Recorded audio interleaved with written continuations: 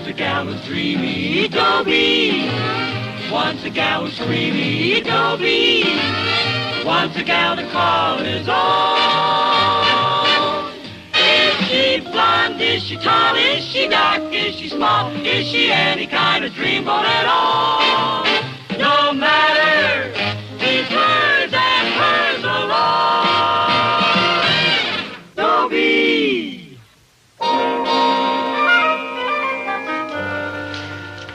I've got a girl named Thalia Mininger and a father named Herbert Gillis. A money-mad girl and a money-mad father. She gets mad when I don't have any, and he gets mad when I ask for any. The only solution is to go to work. But that's no solution. Now I don't have anything against work, mind you. I just figure, why deprive somebody who really loves it? But somehow or another, I've got to get some money because next week is the junior prom, which is only the most important event of our high school career is all. But how can I get Thalia to go with me? Maybe if I kind of took her by surprise, swept her off her feet. You know. Thalia, I just had a great idea. Guess what? No. You won't guess? No, I won't go to the junior prom with you. Very well, Thalia. The answer is no, just say so. I just did. I mean, all you have to do is say no, and I'll drop the subject. Just a plain, simple, honest, straightforward no. That's the way you feel, and I won't say another word about it. No! I beg, Thalia, just come right out with it. You can be frank with me. I love you. Look, don't bring me posies when it's shoesies that I need. Thalia.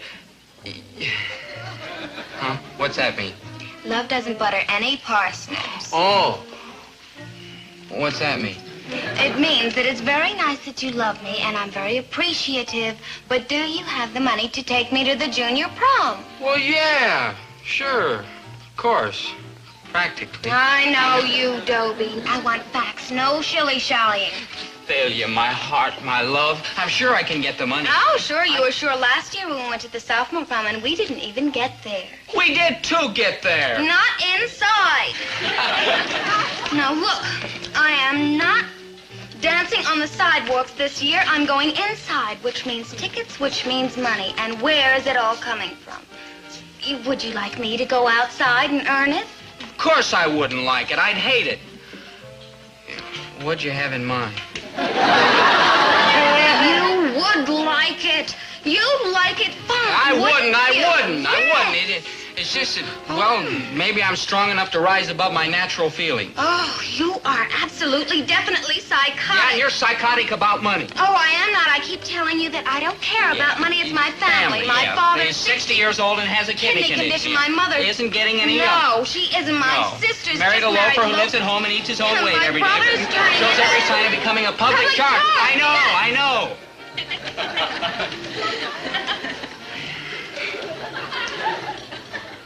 Tell me this.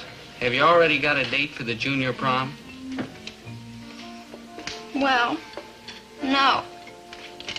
Getting kind of late, isn't it? Is it? Where are you going to get a date this late?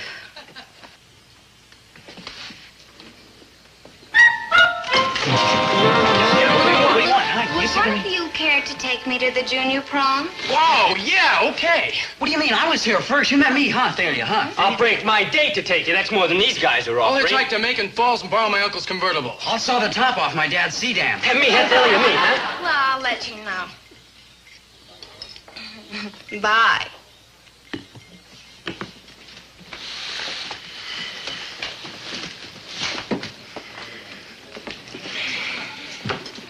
All right, Thalia, okay. You proved your point. You can go to the prom with any fella you want. So why are you picking on me?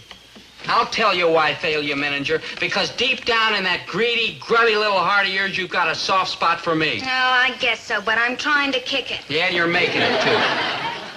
All right. A 2-day option I'll give you. A 2-day whattion? I'll give you 2 days to get the money if you don't show it to me in that time, in cash. No box tops, no bottles for refunds, but cold, hard cash. I'll give you the day. Oh, boy, Thalia, thank you. How much cold, hard cash? Well, it's $3 for the tickets. Yeah. $3 for extras. $3 for extras? Well, I have to have a corsage. Oh, of course, my lamb. Delivered. Delivered? Oh, I'd rather place it in your lovely hands myself, my love. Oh, no, delivered. Now, why is that so important? Because I know you, and otherwise you'll go to the florist at closing time and cry him out of some withered old leftover. I wouldn't. 2 years ago, you tore the tops off some carrots, and you tried to give them to me. Delivered. 2 days. $6. Cold, hard cash. I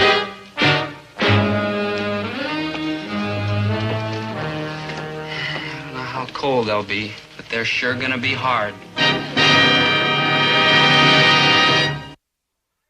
A fine success high, and you shouldn't be here in the store working. You should be home working. Oh, anyway, Dobie should be doing this. Now, dear, he'll be here any minute now. He's probably getting a book at the library. Library, the only book he wants to get his hands on is my bank book. Dobie's not lazy. Why, I bet he's no different than you were at his age. Handsome, full of dreams. And today you're a success, in my eyes. What are you thinking about? You're low on frozen soups. Hey, that reminds me of an item I think would sell real good. Of course, Dobie will have to help me, see? Now, he just lays down here in the freezer. There's a great demand for frozen bum. Herbert Gillis, if you don't stop talking that way about your own... I'm sorry. Dobie's all right, I guess. It's just that I... Don't cry, please, Winnie. Well, maybe if you'd be nicer to him and not snap and bark and growl and snarl. I sound like a zoo. Teenagers need love and understanding. What about teenagers' fathers? Oh, that lecture that I went to. You couldn't go that night. Your feet hurt. Well, it was all about the father-son relationship. You see, a child is ambivalent. What does that mean? Lazy? Herbert.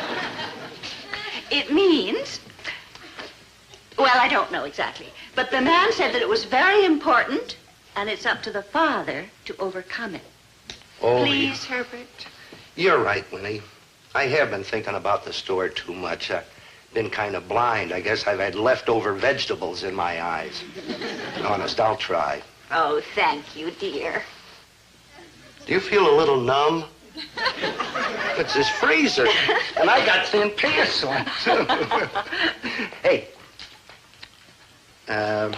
what do you say I get Jack Larson to come in and take over the store for a week, and you and I go away on a second honeymoon?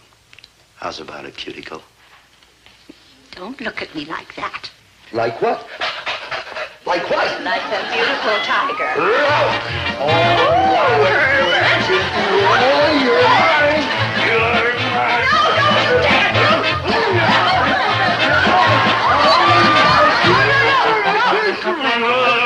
I got him, lady. I got him. Call the manager. Let go of me. I'm the manager.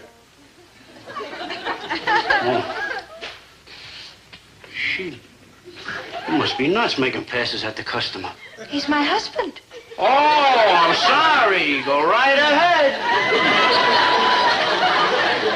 Hey, where are you from? Universal Imports. I'm new on the route, so I ain't up on all the patients in the sanitarium. Funny. Oh, Polish imported hams. It's about time. They were due a month ago. They're scarce. A lot of the pigs ain't trying. Thanks, Casanova. His own wife. What'll they think of next? Hello, dear. Sorry I'm late, Mom. Is Dad sore?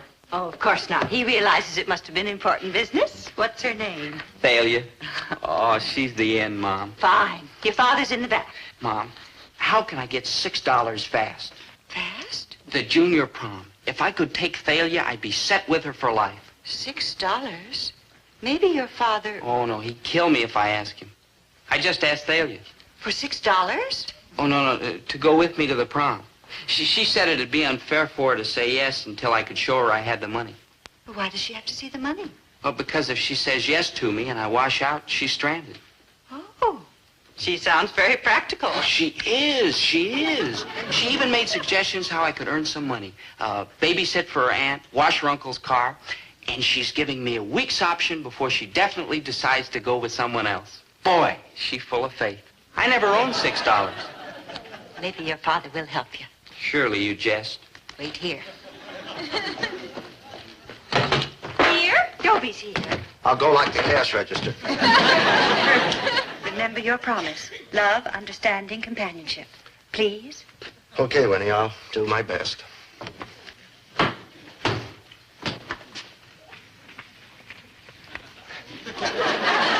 How are you, son? Well, I'm okay. No, I mean, how are you? You got any problems? Anything I can do? Well, I do have one problem. Money. Money? Money's no problem where there's love. How much do you need? $1? $1.25? No, sir. 6. 6? I love you too much to spoil you rotten, son. Would you work for it? Oh, sure, Dad, but I wouldn't feel right making my father pay. Why not? If I hire a strange boy, I have to pay him. You're hired. 75 cents an hour. A strange boy gets $1 an hour. Like I said, he's a strange boy. Just a joke. 75 is fine. $1 and that's final. Oh, geez, thanks, Dad. Really, now I won't have to babysit. If there's one thing I hate, it's to burp babies. Gosh, in 6 hours, Thalia's all mine. I'm proud of my 2 boys. You know me, Winnie. I growl a lot, but you know that old saying. An empty kettle makes the most noise. No, it's something about a bark and a bite. Okay, son, I got the shelf cleared for those hams. I got a good buy on them, and there's a big demand on them. There's $2 profit in every one. Oh, not bad. Got the stamper set? Yeah, they sold for $3.99. $3.99. Here, stamp every one of them and then put them on the shelf. Right, Chief. Answer that, Dobie. Oh, right, Chief. Gillis's Market. Hello, Dobie. This is Thalia. Oh, hello, mon amour. I've been suffering ever since the ice cream parlor. Oh, something wrong with the soda? No, I mistreated you. I was cruel. Yes, you were, but it's an exquisite pain. How about the prom? Yeah? Now, I am prepared to make a definite commitment. I prefer not to dangle you. You may take me. Oh, Thalia, that's great, and I'll never dangle you. And don't worry, I'm all set on the loot. And Thalia, I love you. That's nice, Dobie.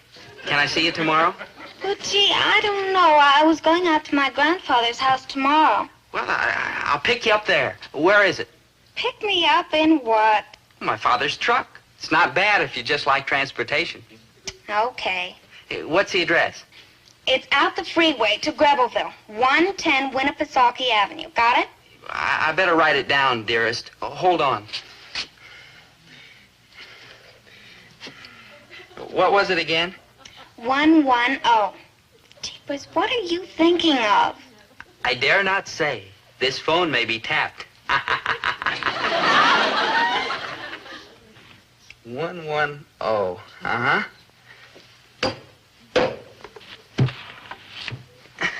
110, right? Check. Now pick me up tomorrow, say 4:30-ish. Until then, Thalia. Goodbye. Yeah, arrivederci, meine Bublitsky.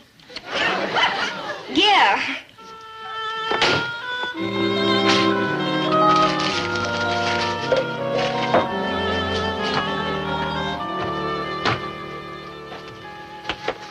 What did we ever do to deserve such a son? We got married.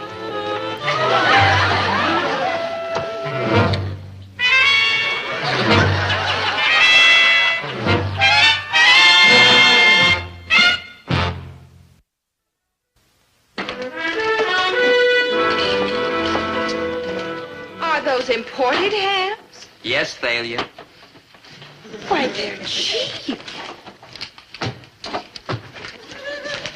After you deliver that, son, why don't you lie down? I won't talk you for taking a little break. Ah, gee. Oh, excuse me. How do, Dr. Kliger? Dr. Clicker, how's the psychoanalysis business? Traumatic. What? Huh? Oh, How are you, Mrs. Morris? Oh, fine, Mr. Gillis. Busy as a bee. Yeah, raising a big family, 35. And being married to a district attorney, so 35. much entertainment. He's a very good one, too.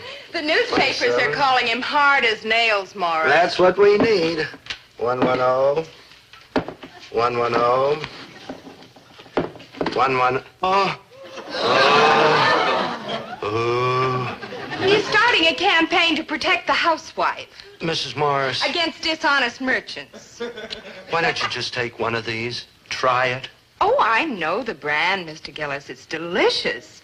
But 110, why, it's usually over $3. $3.99. How do you do it? Volume. Well, you deliver all this, if you will, please, and put it on my bill. Come again. Oh, by the way, Mr. Gillis, that nice-looking young boy back there called me Thalia. Is that your son? He used to be. Where is he? Where is he? Dr. Clear's back there. I gotta kill that boy. Now, Herbert. $3.99, I said. $3.99, and I had to sell him for $1.10. He's just stamped me into bankruptcy. Wait till I get my hands on him. Don't you dare touch him. He's my son, too. I'll only kill my half. All right. So he made a little mistake. All these years you've been picking on him. Now suddenly today you're nice. He's confused. And that DA, he ought to be arrested. Yelling at Dobie isn't going to help. Remember, he's ambivalent. He's an ambivalent bum. Herbert, this is serious. The happiness, the future of your son is at stake. Don't you think you ought to get some professional advice? Like what? Like Dr. Kliger. After all, he's a psychiatrist, and he understands the problems of children. Do you mean you think that... No. It's worth a try. The happiness of this whole family depends upon your understanding your own child. Make an appointment. Go to his office. His office? Those guys charge a fortune. Why go to his office when I can get it here for free? Anything I can do to help, Doctor? No, thanks. I'm doing fine, thank you. Nice day, isn't it? You've one is adjusted to it. Here, when he checked these things out. I guess that's kind of interesting work you do, huh, Doctor? Well, I enjoy it. Say, I heard of a case recently. A Lulu. Now, I don't know the people personally, you understand, but a 17-year-old boy. Uh-huh. He's driving his father nuts. Disturbing the father. In what way? Every way. What's the cure? Impossible to tell without a great many more facts. Many possibilities. The psyche is a mysterious, uncharted wilderness, full of drives, fears, frustrations. Personally, I think the kid hates his father, else why would he try to destroy him? Oh, he may think he hates his father. Resentment of his father's more important place in the adult world. Jealousy of the father-mother relationship. Not unusual. So, what's the cure? Well, who knows? Occasionally, if a child voices hatred, actually admits it without shame, it often helps, removes guilt from the boy. Do you mean to say if I get Dobie to admit... that is, if this father gets this kid to admit that he hates him, that'll solve everything? Quite possibly. At least it's worth a try. But how are you going to get a kid to admit he hates his father, especially when the kid's a coward? That is the goal of psychotherapy. Keeping the boy on the couch until he admits it. Thanks, Doc.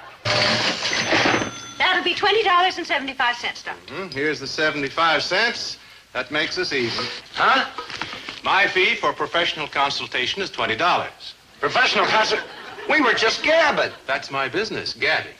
You sell groceries, I sell 30 years of research. Goodbye. You and your ideas.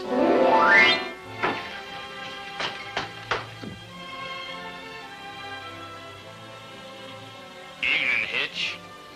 Pretty quiet out there. Yeah. Too quiet. Get the women and kids behind those wagons! Hiya, pal. Oh, hi, Dad. Son, there's something I'd like to take up with you. Sure. Well, you see, it's like this. I lay down on the couch. Huh? Lay down there. Well, I'm not tired, Dad. Well, I am, so humor me, huh? Now get over and lay down on the couch like I told you. I'm supposed to sit here. Son, do you trust me? Oh, sure, Dad. Am I your friend? And how? Well, if I am your friend, you want to make me happy, right? Believe me, Dad, I'd do anything to make you happy. What would you like me to do? Tell me you hate me. Huh? Just say that you hate me. But I don't hate you. I love you. No, you don't. You hate me. Now say it. It's not true. I love you. Look, son, I'm just trying to help you. Now, you know you hate me. Admit it. But I don't. Dad? Tell you what. You Dad, say that you hate me, and I'll give you the $6 to take that girl to the prom. You will? There it is, right here. Cash on the barrelhead. Now, do you hate me? No, I can't do it, Dad. Oh, what kind of a kid are you anyway? Can't you do one little thing for your own father? I can't help it, Dad. I love you. Ingrate. Let me up, will you? No. Now, you just think you love me because I'm a great guy.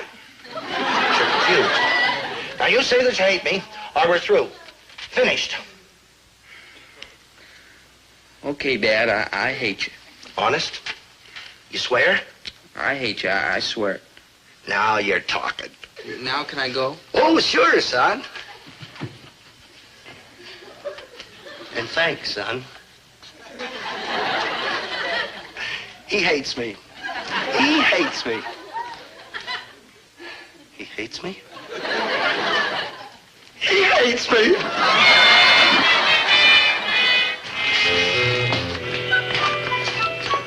Oh, hi, Dad. Good old Dad. Dad? Never mind the good old dad stuff. Let's keep it honest. You hate me. What's the use of kidding? Dad, I keep telling you. Forget it. It's clean, it's honest, it's open. You hate me, that's all. Here's a little something for you, Dad. What, a bomb? Open it.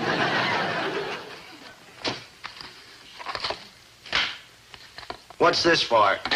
It's not Father's Day. It ain't my birthday. I just happened to see it downtown, and I thought it'd look nice with your blue suit. All right, the truth. What did you do? Wreck the car, flunk out of school, what? Nothing, Dad. I just felt like buying you a tie.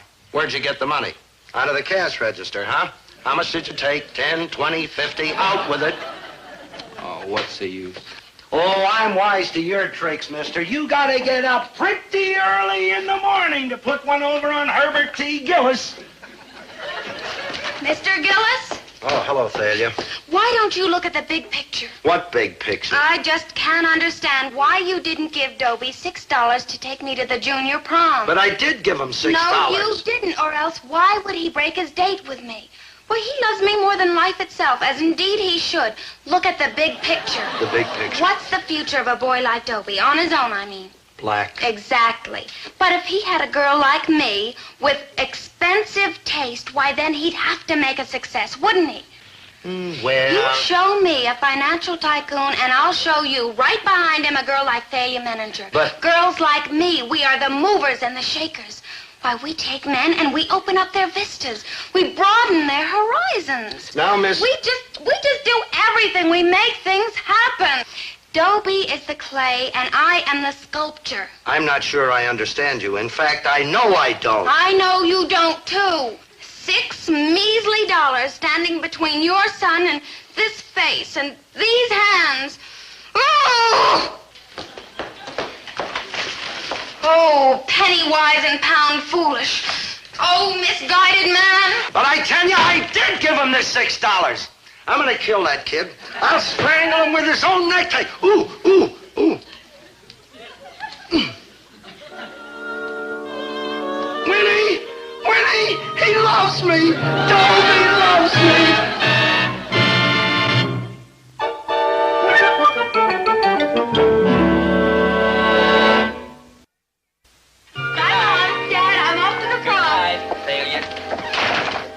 Oh, you look so beautiful. Oh, thank you. You look very nice, too.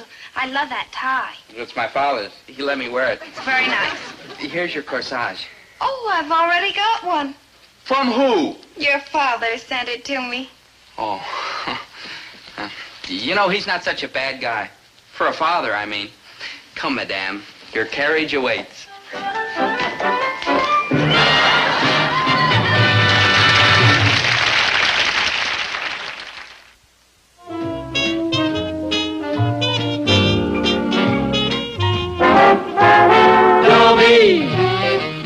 Once a gal was dreamy, Dobie. Once a gal was creamy, Dobie. Once a gal to call his own. Is she blonde? Is she tall? Is she dark? Is she small? Is she any kind of dreamboat at all? No matter, he's hers and hers alone. 'Cause Dobie has to have a girl to call his own.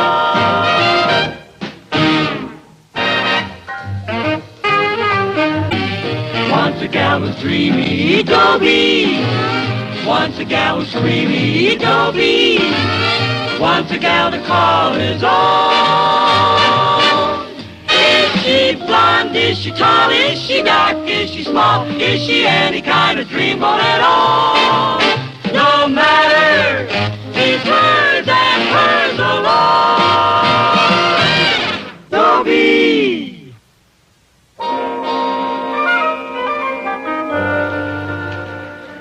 I'm Mr. Gillis's son, Dobie, and I want to go on record as saying Mr. Gillis is a nice man, as fathers go. The thing is, fathers can be very unreasonable. For instance, I'd like to take Thalia Mininger out for moonlight rides. He says I'm too young to have a car. I say, if you're old enough to park, you're old enough to have a car. Fathers. Where do they pick up these ideas? Must be the other parents they run around with. And this latest thing he's come up with. Here I'm trying to impress Thalia Mininger, and he wants us to take in a boarder. A boarder! I tried to reason with him. I said, Dad, what about our social position? Social position? Well, it could be that the Grocers Junior League will ask me to turn in my apron, but we'll just have to chin up and muddle through. Now, Herbert. When I was growing up, we had a boarder, and it didn't affect our social position. Yeah, but you're talking about the olden days. Yes, I'm talking about the olden days when thrift was considered respectable and earning an honest dollar was in style, and when sons worked in their father's grocery stores after school. Herbert, you promised. Oh, I'm sorry. Did I say work? Forgive me. It just slipped out. Listen, you've got a brother, Davy, remember? And he's away at college, and his room is empty, and there's a bed in it. And it just doesn't make sense to me not to rent it and get that little extra income. Dobie, I think your father's right. Oh, but if Thalia ever found Well, it out... shouldn't come as a shock to Thalia that we're not rich. Or have you convinced her that I just got bored with my polo ponies and am running the store as a hobby? The for rent sign is up, and it stays up. Up? Up where? Right there in the front window. In the window where everybody can see it? Just keep it up, boy, and there'll be 2 rooms for rent.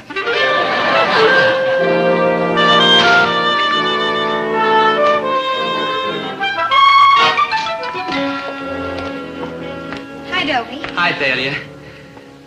Yeah, just thought I'd rest. A little tired. Oh, did you rent the room yet?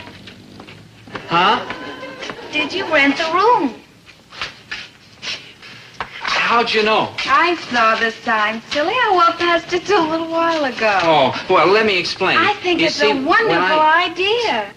You do? I really do. It doesn't make any sense to let Davy's room go to waste when you could get a little extra money every month. Yeah, that's why I talked my father into it. Believe me, it wasn't easy. Well, I'm glad to see that you're finally getting aggressive. Money is very important. Yes, I know. And this idea might mean a bigger allowance. Yeah, that's the way I figured it.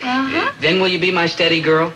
I'll consider it. Yeah, well, keep in mind that this is only one of my ideas. You know, I've got a lot of schemes to get money. We might even be able to get married. Oh, you'd have to be able to afford a car. Oh, naturally. I couldn't think of marrying a man without a car. But where would you hang the just married sign? Boy, are you kooky. Well, I better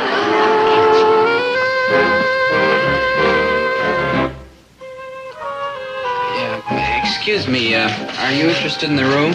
See. Oh, well, come on, I'll show it to you. It's in our home upstairs. This is my father's store. Oh, well, the location will be perfect. I will be going to Central High School. Oh? I go to Central. My name's Dobie Gillis. Charmed. I'm Carlos Romero. Come on.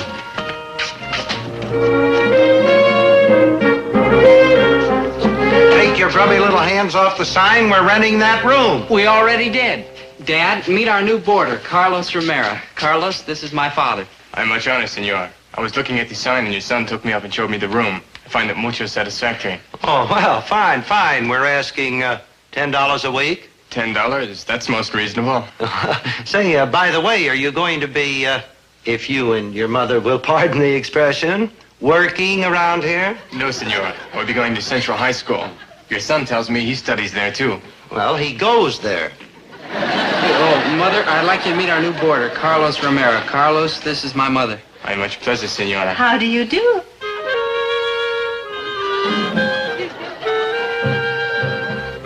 It is difficult to believe that one so young could have a son Dobie's age. My, how sweet. I'd like to pay my rent in advance. Oh, he couldn't think of taking any money.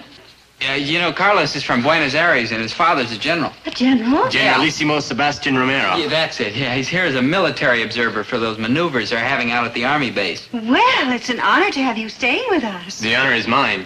I was planning to stay at a hotel, but then I thought my first visit to this country, what better way to learn about America than to live with an American family? And he picked us. We were the ones with the for rent sign. If it is all right, may I get my bags and move in this afternoon to him? Of course. Yeah, I'll help you. And we can drop by the malt shop and meet some of the gang. Thank you, I would like to.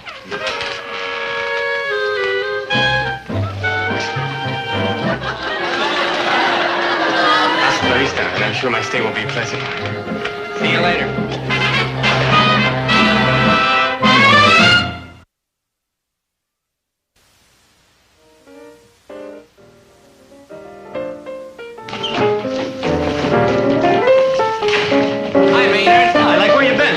I'd like you to meet Carlos Romero. Crazy, man. Flip 5. Carlos is going to room at our house. Oh, solid, Daddy-o. And he kept his shacks with Dobie's like way up Theresville. This is his first visit to America. Groovy. What country you from? Argentina. What country are you from? We're not even sure what planet. You want a soda? All right. Hey, he's new. Where's he been hiding? Boy, if he's on the menu, that's for me. Hi, Dobie. Oh, hi, Thalia. I'd like you to meet our new boarder, Carlos Romero. This is Thalia Mininger, Pamela Knight, Mary Ann Hathaway. Hi. Charmed. Delighted. Pleasure. Hey, dig this cat. He thinks they like popsicles. The kissing of a lovely senorita's hand is the custom where I come from, Buenos Aires. Buenos Aires? Why, our class just did a report on Argentina. Yes, it was discovered by Juan Diaz de Solis. It has a democratic form of government, and voting is compulsory. Its chief exports are meat and cattle. The monetary unit of Argentina is the peso. 5.56 pesos is equivalent to $1. I hear it's a beautiful country. See, a most beautiful country. The green valleys, the picturesque mountain trails of the Misiones Range. The Misiones Range is also noted for its vast deposits of silver and gold. Buenos Aires is unsurpassed in its architectural beauty. It is true. The historic cathedrals, the classic elegance of the Quilon Theater, the majestic Plaza del Congreso. Oh, not to mention the breathtaking beauty of Argentina's first national bank. Have you ever visited the bank? See, many times. My father, the Generalissimo, is one of its directors. A bank director? General? Oh, how nice. Carlos, we'd better go get your luggage. About a little bit. We have not even had our soda. I don't think it's a good idea carrying bags on a full stomach. Adios, senor. This has been mucho charming. A substitution. Maynard now kissing for Carlos.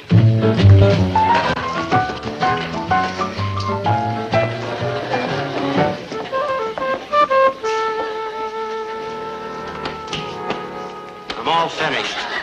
I mopped the floor, polished the lamps, changed the slip covers, and washed the woodwork. Good. You can call the society editor town, tell him to come over and take the pictures. Oh, now, Herbert, remember, he's a general's son, and you can imagine what he's been used to. Well, this is just a suggestion, but we could take out the bathtub and put in a waterfall. That must be Carlos now. Here, I'll put these away, and will you answer the door? Yeah, I'll tell him it's the maid's day off.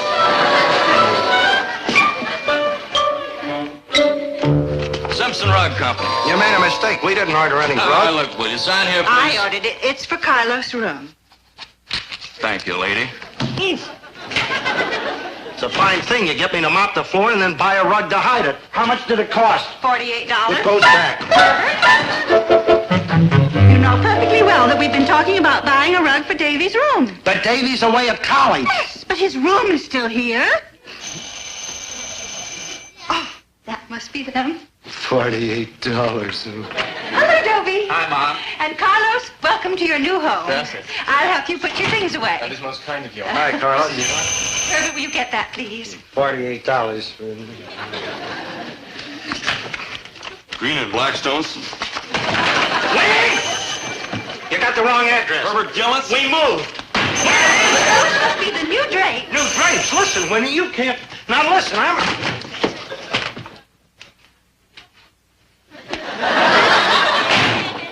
Don't you love the color? It's a very pretty green. Winifred, how much did you pay for him? I got them on sale. How much? I charged him How much, Winnie? $18 Oh. a month. What? $18 a month for only 6 months. You won't even feel it. I'm numb already. Herbert, there's no reason to carry on like you say. With this new boarder, we have extra income every week. I'm beginning to think I can't afford this extra income. They're going right back to bolt that door. Hello, Hi, how are you? Hello, Mr. Gillis. Anything wrong? You look kind of green. I'm trying to blend in with the new drapes. Well, I hope you're better soon. Thank you. Oh, I certainly envy you, Mrs. Gillis, having Carlos living here. He is charming, isn't Oh, so polite, so gallant. he? You never knew Rudolph Valentino, did you, dear? No. Rudolph and Carlos, they're the same type. Why aren't American men like that? Oh! Dobie? Dad's here to see you.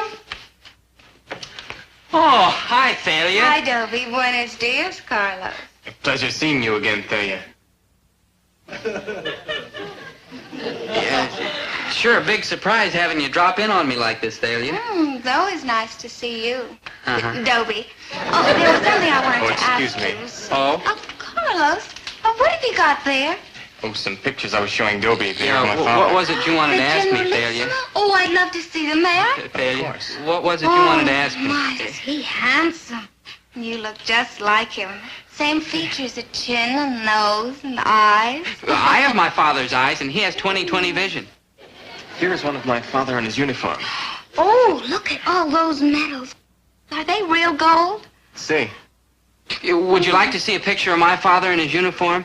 He's a moose. Oh, I sure would like to meet the Generalissimo. Thalia? Oh, hi, Dobie. Hi. What was it you wanted to ask me? What?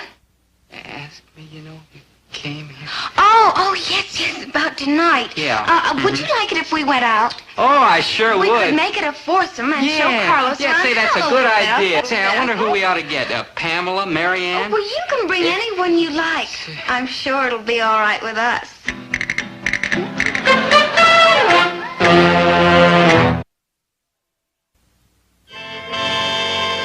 You shouldn't take this like sitting down, Doe. Don't worry, I won't. Then get yourself a chick for a foursome, and you need to keep your eye on him. You think I'd bring another girl when he's got my girl? There's such a thing as my pride. Besides, I called 5 girls, and they all said they were busy. Bet they wouldn't be busy if you were that Carlos character. Yeah, they sure flip for him. It's that smooching bit. I guess if you want a girl eating out of your hand, you gotta, like, nibble on hers, you know? Latin American Casanova. Hey, maybe when he comes back to take a siesta, we can, like, work him over and ugly him up. Man, we gotta think of some way to break this thing up with Thalia. Now think and try to concentrate. Yeah, concentrate. There must be some way to cross up this Carlos. He's gotta have some weakness. Yeah, well, I know one weakness. He ain't hip to the King's English. Asking me what country I come from. Yeah, it's his first time in America.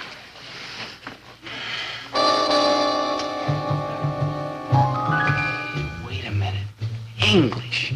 He doesn't know the language too well, and tonight he'll be going out on his first date with an American girl. Maynard, I think it's only fitting and proper that we help him. Help him? Yeah. Let me write these words down so I don't forget them. Good idea, Carlos. It's so nice of you to help me this way. Well, after all, it's your first time out with an American girl, and you don't know a lot of the expressions we use. Yeah, like these little pet names we've been giving you. Yeah, things a girl likes to hear from a fella. Yeah. Oh, we almost forgot a real tender one. Creep. Creep? Creep, yeah. That's one that really gets him right here. K-R-E-E-P. Creep. Yo, and here's a good one, Carlos. Tubby. Tubby.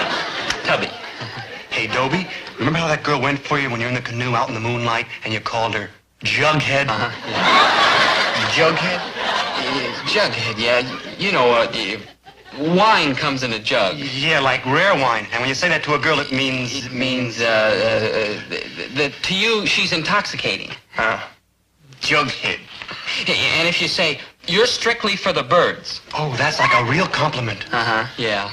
Strictly for the birds. Well, yeah, you know, birds, love birds, like billing and cooing. I'd better get ready now. Yo, wait, and this is very important, Carlos. A fella never offers to pay a check for a girl. She has to pay her own share.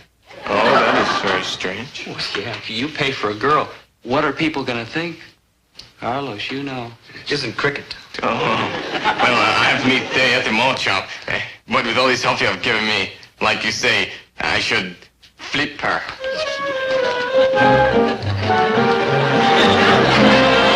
And there's a wonderful movie at the Bijou, The Monster That Devoured Cleveland. We could see that, and then we could, you've never seen our park. I could take you to that, and then we could come back here for a soda, and there are just lots of things to... Carlos, why are you staring at me like that? Tell me, has anybody ever called you Jughead? Jughead? Forgive me, Tubby. It just slipped out. Tubby! We Latin Americans, it is our way. When we feel something, we come right out and say it. That'll be 20 cents, please. Here's my 10 cents. Here's my 10 cents. See ya? Well, if you're ready, creep, shall we leave? Jughead. Tubby. I should not call you like that. Oh, with that cute accent of yours, you could call me anything. Just as long as you keep calling. But about that check, Carlos, that wasn't very nice. Not very nice? No, I'm showing you around. You're my guest. You should have let me pay the whole thing. You're a real slob. Let us go. I have a feeling this will be a very crummy evening. How about that? She liked it. What are we gonna do now? I don't know. How can you fight a guy with an accent like that? He comes here from South America and takes over. He could have any girl he wants. If I were in his country, things would be different. I'd be the one with the accent. If my father was a general and was rich, things would be the other way around.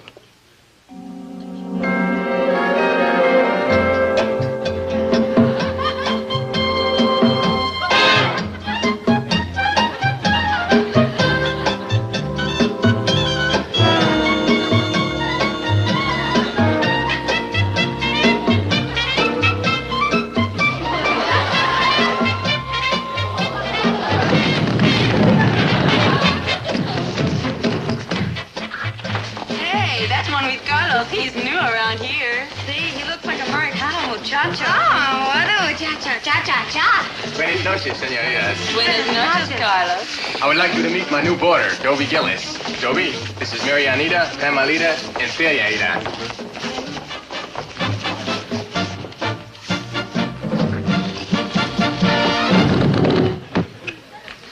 Oh, gracias.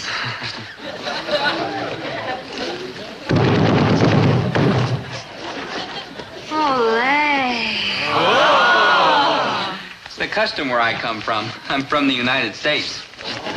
Oh.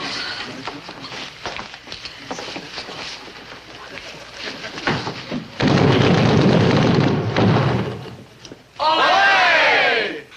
Yankee, don't go home. Don't worry, I won't. Oh, that kiss. It is like a kiss of fire. It sets my heart aflame. Dig that loco Americano. She's like a walking hot tamale. Oh, kiss me again. Well, you'll have to make an appointment. Let's see now. I can see you for a kiss a week from now. Yeah, be here at 3 o'clock, all puckered up. Oh, you have the cutest accent. He does not say kiss. He say kiss. Oh, say it again. Kiss. I don't mind if I do. Dig this hot tamale. Now he's on the flip side. Oh, my father. Hello, General Father. Your father is Generalissimo? Oh, so handsome. Harum. Oh, you look just like him. You have his nose, his chin, his eyes. And when he kicks off, I'll have his money. Oh, you've got such a cute accent. You do not say money. You say money. Say it again. Money. Oh. I'm glad you're back, Dobe. Been like out of this world. Yeah, Maynard, I've been out of this world. Oh. Did you see anybody I know?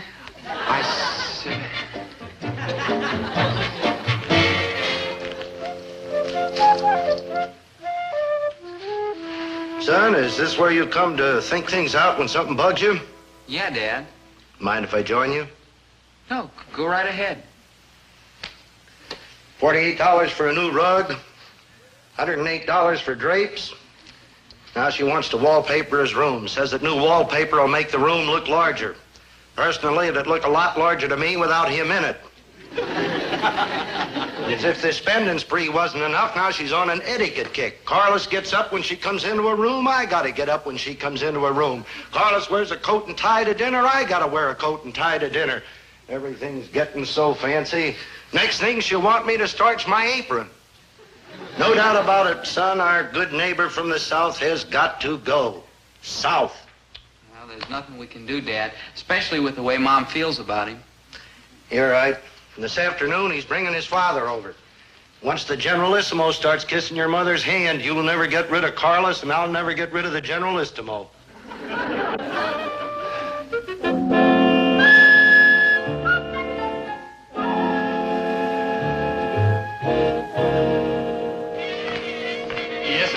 Al Gillis store. Ah, qué bonito. Y ahora le enseño mi cuarto arriba y usted puede conocer a Mrs. Gillis. Sí. Le digo a usted cómo puede hacer una grande impresión sobre Mrs. Gillis. Las mujeres les gustan lo que llaman compliments. Si le dice una señora, Tubby. Tubby. Una buena palabra. Tubby. Y aquí tenemos otra palabra, esa es una buena. Strictly for the birds. Strictly for the birds. Una palabra musical. Strictly for the birds. That must be Carlos with his father.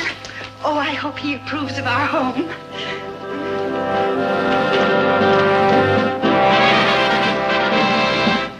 Father, may I present Mrs. Gillis? I am very honored, Generalissimo.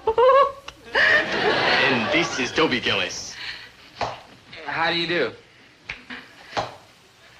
My father has an appointment and can only stay a minute, but I wanted him to meet you and to see where I'm living. Oh, how nice. So this is my son's lodgings. Strictly for the birds. Well, if you don't mind, creep, I'll go and see my son's room.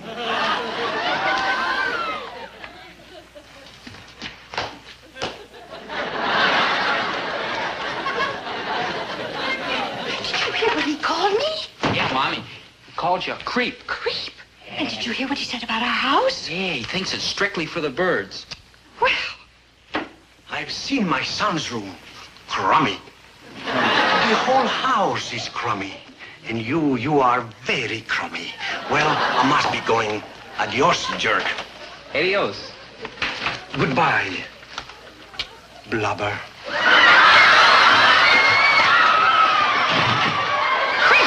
blubber? Jerk. Jerk. Well, if that's the way he feels about our home and about us, then I don't want his son staying here anymore. And the sooner he gets his things out, the better. You're right, Mom. I'll go tell Carlos, and I have a few things to say to his father, too. Now, Dobie, don't lose your temper and hit him. Hit him, I could kiss him. Yeah, and you should have seen Mom's face when he called her blubber.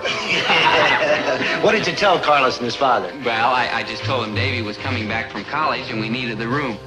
Yes, sir, I've really been using my head lately. And I think I deserve some kind of reward. Dad, I'd like to tell Thalia that you raised my allowance. Well, you can tell Thalia that, son. Aw, gee, thanks, Dad. What do I care if you lie to her?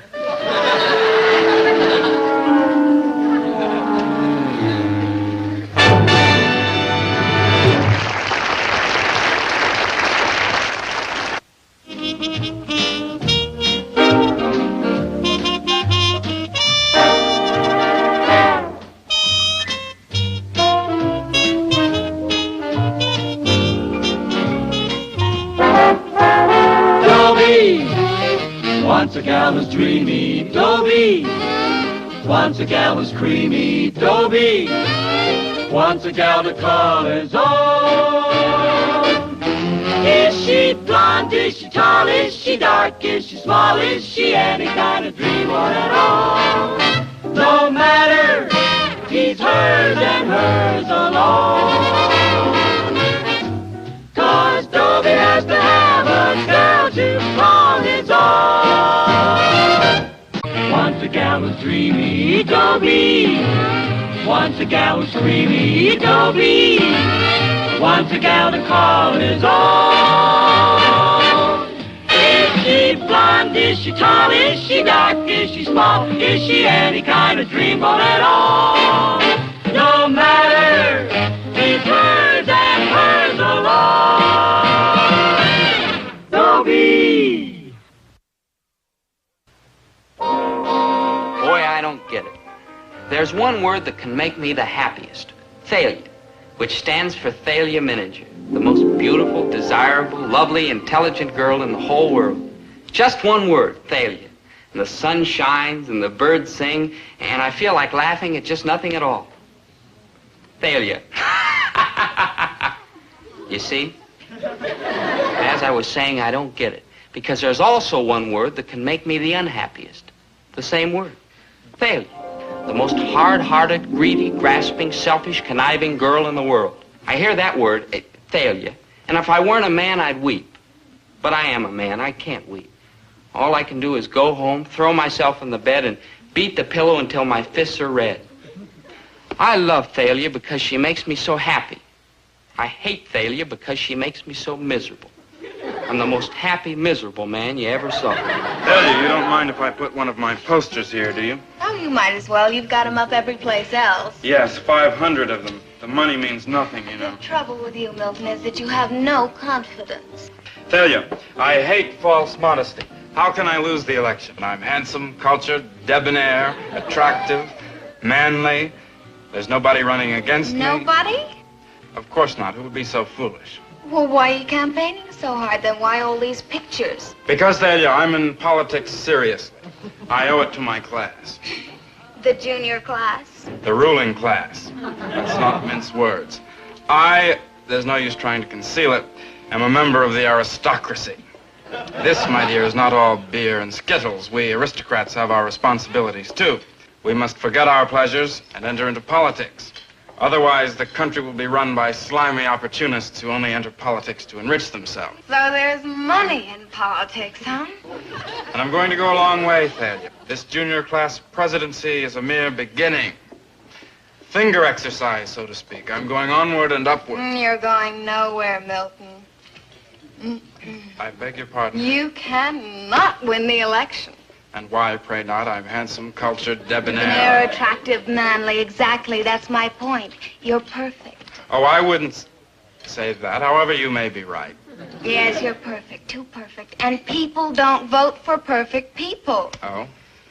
And what kind of people do people vote for? Well, they vote for people who act like people. I mean, the man that wins this election won't be perfect. He'll be kind of average and simple. Not too handsome, not too bright. You sent for me, Thalia? Dobie, darling Dobie. Huh? Milton, would you mind getting up so my friend Dobie can sit down? Me? I'm not sure that I understand. You mean you want me to get up Yes, so... that's it. Goodbye. To each his own.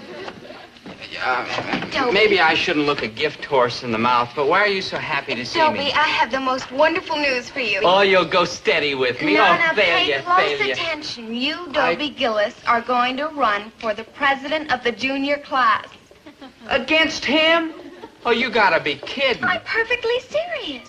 You're going to run against Milton for the junior class presidency, and you're going to win. Oh, no, I'm not making a fool out of myself. Nobody'd vote for Now, me. stop arguing with me. I'm smarter, sharper, brighter, and deeper than you'll ever be. True. And I tell you, the way I've got it figured, you can't lose. Oh, come on. You mean you're gonna be my campaign manager? Of course. And we'd be together all the time? Of course. I'll run. Nobody will vote for me, but I'll Oh, run. everybody will vote for you, and this is just the beginning. Yeah. Think junior class presidency. Yeah. Oh, look at the big picture.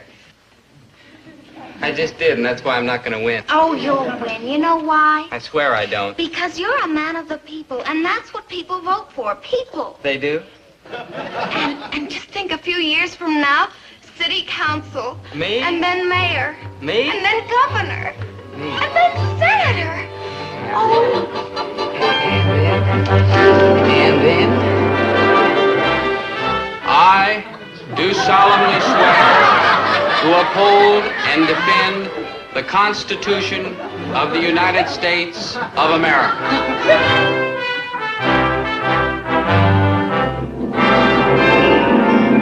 So help me, Dobie, come on. We've got to go to work. Oh, yes, my manager. Yes, my power behind the throne.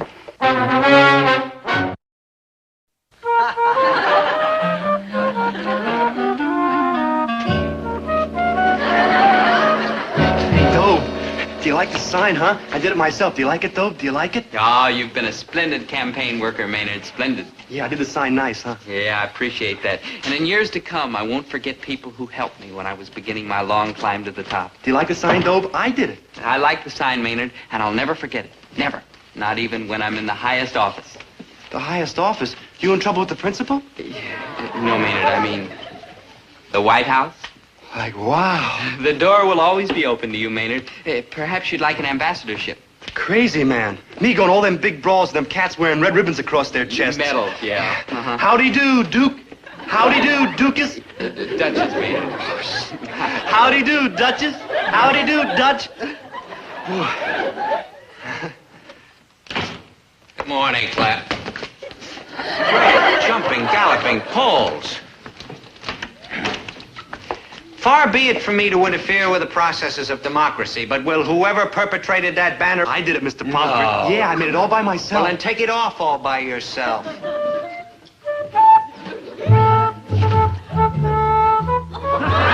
This, too, I assume, is your handiwork, Yes, sir. I'm Dobie's #1 helper. You're going to help him right into manual training school. And yourself, too, if you don't stop electioneering in this class. And now, my young unemployables, if we may turn from politics to literature, please open your books to page 281. My father wanted me to study air conditioning. But no, I wanted to shape young minds.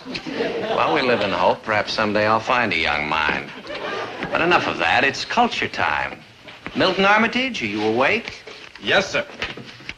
Bottom of the page, To a Skylark by Shelley. Please begin. Hail to thee, blithe spirit, bird thou never wert. Vote for Dobie Gillis.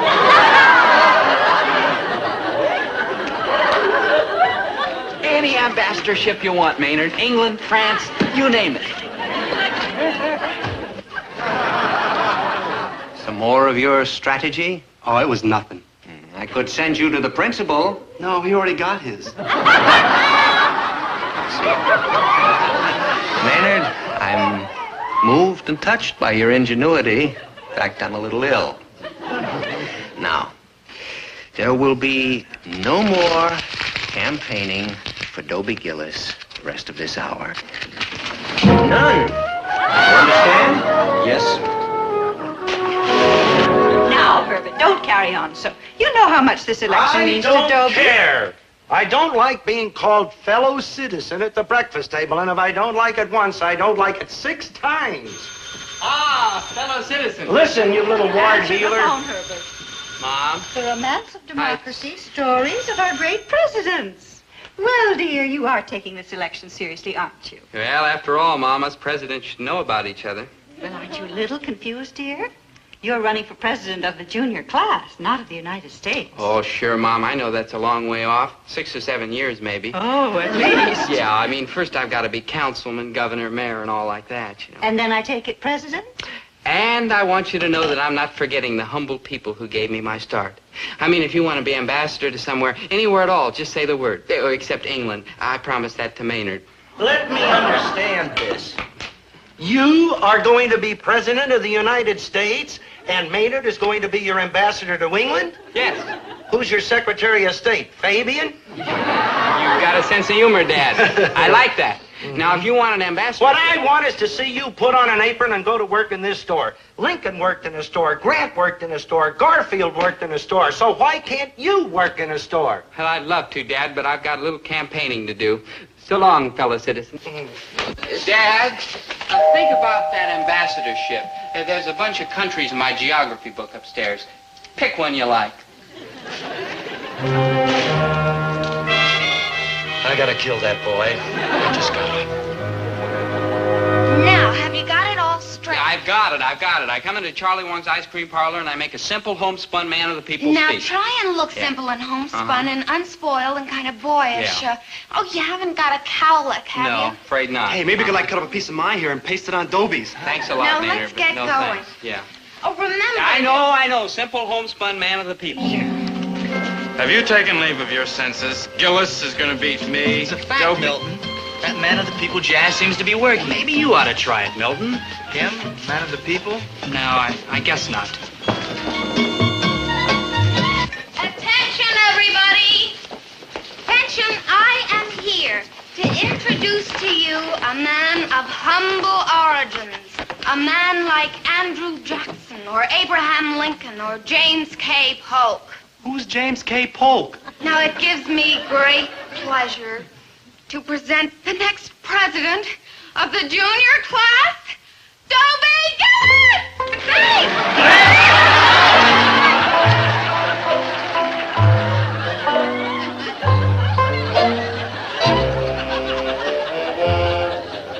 Fellow citizens, shucks, I just don't know what to say. I mean, all you swell folks clapping hands for little old homespun me.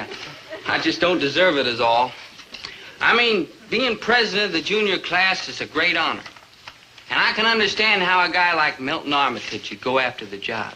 I mean, he's so smooth, poised, polished, and rich. And I wouldn't blame anybody if they voted for him instead of poor little old homespun me. I'm just folks, just like you all, just plain simple folks. Whereas Milton's high and mighty and a true aristocrat. I mean, he has tea every afternoon with watercress sandwiches. Well, I never had tea in my whole life. Oh, I've had cocoa a couple of times, but never tea. And as for watercress sandwiches, well, give me good old peanut butter every time. Yay! See, you can see I'm just a simple, homespun man of the people type. And I wouldn't blame anybody if they voted for Milton. But I tell you this. If you honor me with your confidence, I'll work day and night to make myself worthy. I'm just folks, and I'm not too bright. But I'm honest, and I'm diligent, and I'm one of you all. And I'll be thinking all the time of the good, simple, humble Americans who lifted me to this high office. Thank you. Andy, what are you doing? I'm voting for Dobie Gillis, that's what I'm doing. Let's face it, Milton, you're dead. Am I? I will agree, dear boy, that the prospects are dismal, but whenever I need help, I know just where to get it.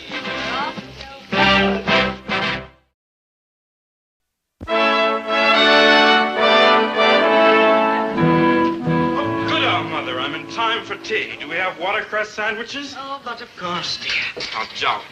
That's all, Bridget. You're dismissed. Mother, the crust is still on it. I know, dear. The help one gets these days. True. How I wish we still had Alfreda. Ah, what a wonderful maid. And only $3 a week.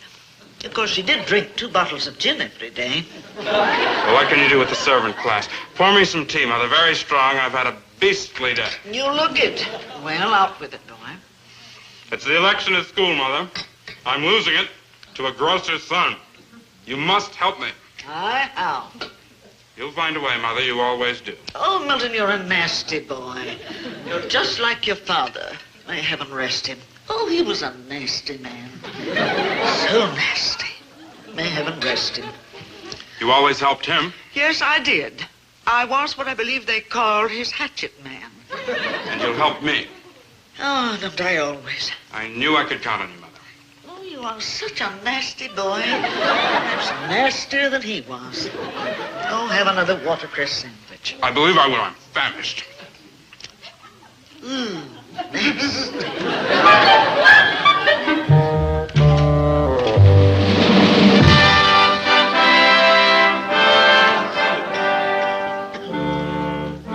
Can I help you, lady? Oh, indeed you can.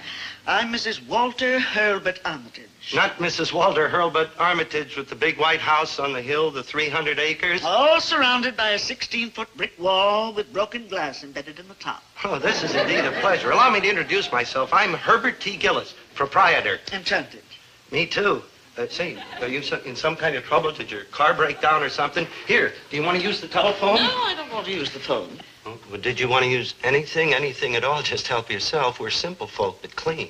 I wish to place an order. Oh, you wish to place an order with me? This list was made out by my housekeeper. I think it's fairly complete. Oh. 15 pounds of caviar? Imported. Oh, what else? 6 dozen pheasant, 120 pounds of shrimp, 36 dozen artichokes. I'm entertaining the Iraqi ambassador this week. And, of course, his wife. Yeah, those Iraqis really love their artichokes. Lobster, sirloin strip, capons, ripe olive, rose hips. The best part of the rose. Oh, ain't it the truth? Well, there are a couple of items on here I don't happen to have in stock, but I can get them for you. I can get them for you this afternoon. Oh, splendid. Incidentally, this bill's going to amount to quite a bit of money, maybe $200-300. Oh, yes, I know. There'll be a larger order later in the week. I'm having several people for croquet. Mrs. Armitage, I really appreciate getting your business, and I want to tell you right now that Herbert T. Gillis will always treat you fair and square. Oh, that's not necessary, Mr. Gillis. Grocers always cheat me. One expects it. Not me. I'll give you a fair shake. Well, Mr. Gillis, I see you and I are going to get on famously. I kid you not, lady. You give me orders like this twice a week, and you have made a friend for life. Well, I'm delighted to hear that, Mr. Gillis, because there is a small favor I'd like to ask of you. Lady, you've got it. Your son, Dobie, and my son, Milton, are both candidates for the same office at Central High School. Your son, Dobie, according to all indications, seems to be winning the election. You mean you think my son Dobie is going to beat your son Milton? Oh, lady, somebody's been giving you a bum steer. No, Mr. Gillis, it's a fact. It's a sad fact. Sad? My son Milton is such a sensitive boy. Nasty, but sensitive. He's going to be absolutely crushed if he loses this election. Now, on the other hand, your son Dobie, coming from sturdy peasant stock, accustomed to hardship and disappointments, I feel could survive a defeat without any permanent damage. I think I'm beginning to get the picture. Yes, Mr. Gillis. You persuade your son to withdraw from the election, and I'll give you all my grocery business. Now, that isn't quite fair, Mrs. Armitage. After all, Dobie's worked very hard. Orders like this, Mr. Gillis, twice a week. But sometimes oftener. Well, I don't know. I don't like doing this, Mr. Gillis. Especially for Milton. He's such a nasty boy. We can't pick our children, can we? No, we sure can't. But look at it this way. Dobie's young. There's always next year. And with the profit, the very handsome profit you'll be making each week from me, perhaps you could buy the boy some little thing to console him. Well, looking at it that way... Thank you, Mr. Gillis. I knew you'd understand. Yeah. I understand, but How am I going to make Dobie understand? Dobie, my boy, sit down there a minute. I'd like to talk to you. Dobie, I was 17 once, and I realize now that many things that seem very important when you're 17, in a few years, they're completely forgotten. Oh, that's awful. My boy, yeah, that's better. My boy, when I was 17, ooh, that's worse.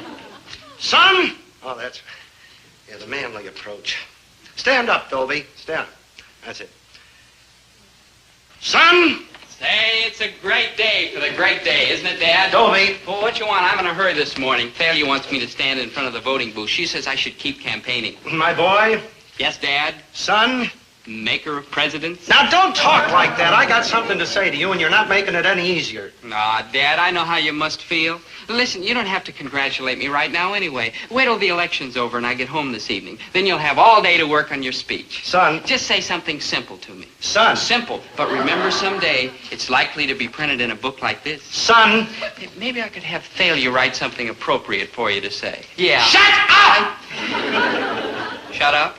Me? Yes, you. You're beginning to act just like a politician. You can't stop talking. Well, I think good on my feet. It's like a knack. Milton Armitage's mother was in here just now, and she gave me a big order, an enormous order. Now, she does not want Milton to lose the election. So she'll give me an enormous order every week, maybe twice a week, if you will withdraw from this election. Withdraw? Oh, I know what it means to you, but it also means bread and butter to this family. It's undemocratic. It's un-American. I won't do it. You should be reported to some committee. You're trying to undermine the American way of life. I'm just trying to live the American way of life. With Mrs. Armitage's business, I'd show a profit every month. And don't forget, she's a leader. And if I please her, I get all that high society business. Wouldn't you like to see me in a supermarket? Wouldn't you like to see me in the White House? Now, cut that out! Just because you get elected president of the junior class doesn't mean that you're automatically president of the United States. Well, why not? Lincoln worked in a store, and he got to be president of the United States. Grant worked in a store. Garfield worked in a store. You only live in a store. You never worked in a store a day in your life. Now, you go straight over to that school and withdraw from this election. Or else. And furthermore... No, sir. My hat's in the ring, and there it stays. I'll put your head in a... I gotta assassinate that boy. Your whole political career, doesn't your father realize how important this is? How can he? He doesn't know what's going on in the world. He and Mom, they never go outside the grocery. Oh, how can they be so dull? Well, it's not altogether their fault, I guess. I mean, when you're old like that, you don't feel like going out. Yeah, like my mom and dad. Yeah, mine too. Their lives are practically over, and it's kind of a shame. I mean, my father's worked and slaved all his life, and here he is, 45 years old. That old? Yeah, he may go any minute. Yeah, that's right, man. When they get up around that age, you just never know. True. And if I can bring him a little pleasure or comfort in the short time he has left, well, gee, I'd be pretty selfish to think about myself. I mean, Dad's a pretty good guy. Oh, he's kind of stingy and hateful, but he's a pretty good guy underneath. Yeah, I like my mom and dad, too. They're square, but there's no real harm in them. Yeah, I know what you mean. My parents do their best for me, such as it is. Kids, I don't know quite how to tell you this. It's all right, Dobie. We understand. Sure, good buddy. In fact, I think I'll go home and do something nice for my father, while there's still time. I appreciate how hard you two have worked for me. Honest, I do, but I gotta withdraw from the election. I owe it to my poor old father. Dobie, you've got a good heart. You're like a real human being. Thanks, kids. Come on, let's go tell Mr. Pomfret I'm quitting. Ah, Dobie, I've been looking for you. I got your note offering me an ambassadorship. Please don't think I don't appreciate it, but if I ever should leave teaching, which seems daily more likely, I'm going into air conditioning. It's just as well, Mr. Pomfret, because I have to withdraw my offer now. You see, I'm... President, everybody get up and vote for the hell for Dobie Gillis. I mean, all the people. A vote for Dobie is all kind of people in the room. You were saying? Huh? You wanted to tell me something. Yeah, Big Daddy. Vote for Dobie Gillis. Yeah. Vote for Dobie Gillis. That's right, vote for Dobie.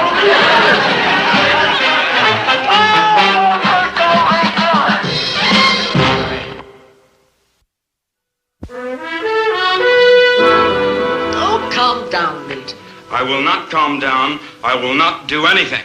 I will hold my breath until I die. Oh, you are such a nasty boy.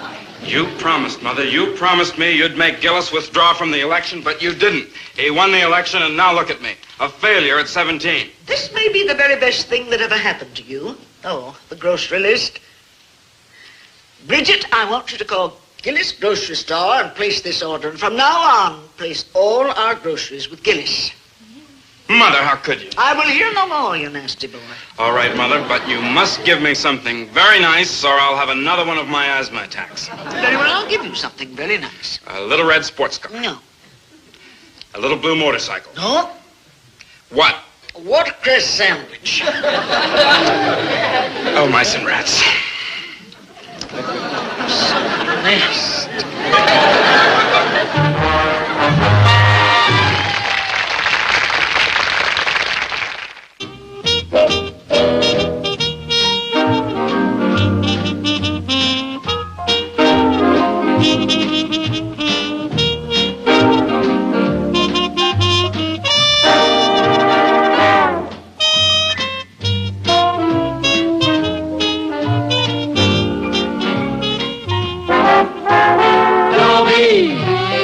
Once a gal was dreamy, Dobie. Once a gal was creamy, Dobie. Once a gal to call his own. Is she blonde? Is she tall? Is she dark? Is she small? Is she any kind of dream one at all? No matter, he's hers and hers alone. 'Cause Dobie has to have a girl to call his own. Once a gal was dreamy, Dobie. Once a gal was creamy, Dobie. Once a gal to call his own. Is she blonde? Is she tall? Is she dark? Is she small? Is she any kind of dreamboat at all? No matter, he's hers and hers alone. Dobie. Thalia Miniger. Thalia Miniger is the girl I'm in love with.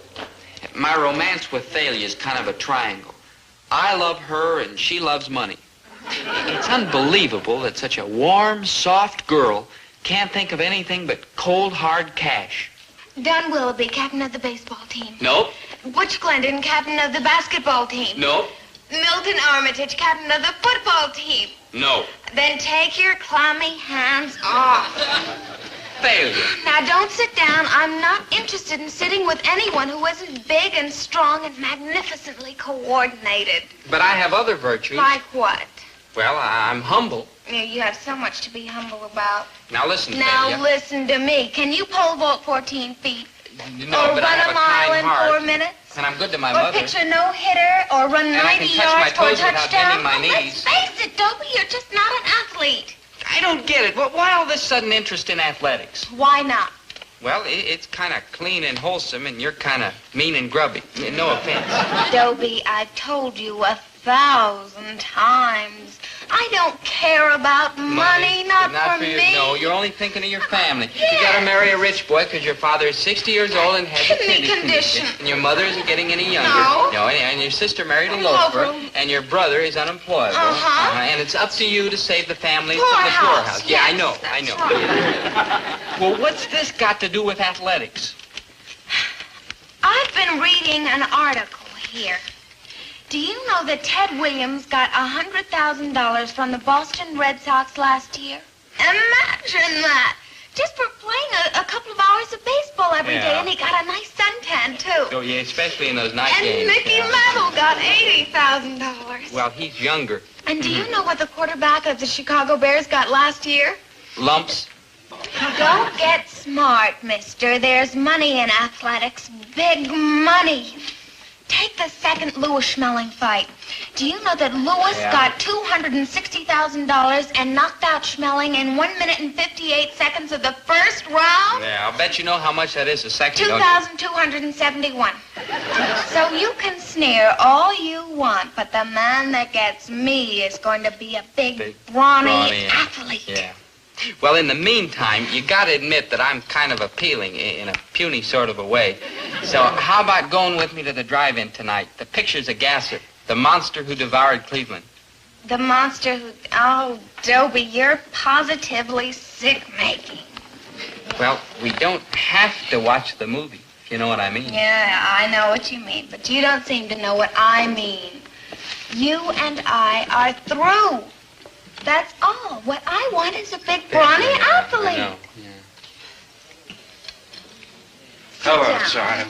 Milton! Hello, Oh, child. you're so big and strong and athletic. I guess you could say that.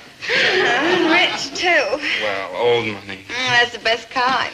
Tell me, my dear, what are you doing tonight? Not a thing. What did you have in mind? The drive-in movie. They're playing rather an amusing little pastiche there tonight called The Monster Who Devoured Cleveland. Oh, I'm dying to see it. Now listen, Shall we Milton. say 7-ish? Any issue like. Milton? Which car shall I bring? The long, low convertible or the long, high convertible? Oh, well, you decide, Milton. Very well, I'll have Fidelio polish them both. Now, just a darn minute, Milton. Sonny, did you lose your mother? You're so funny and strong and old money. I'd like to point out that Thalia and I were having a private conversation. How nice for you. And now Thalia and I are having a private conversation, so why don't you toddle off? Thalia, I appeal to you. No, Dobie, you don't appeal to me. You're a nice, sweet, weak little man, but toddle off. Steve.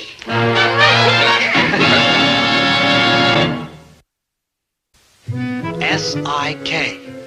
I mean, why mess around with a chick who digs muscles? I mean, look at it this way. You get, like, maimed. Maynard, it's written in the great books. He who lives for love must be ready to die for love.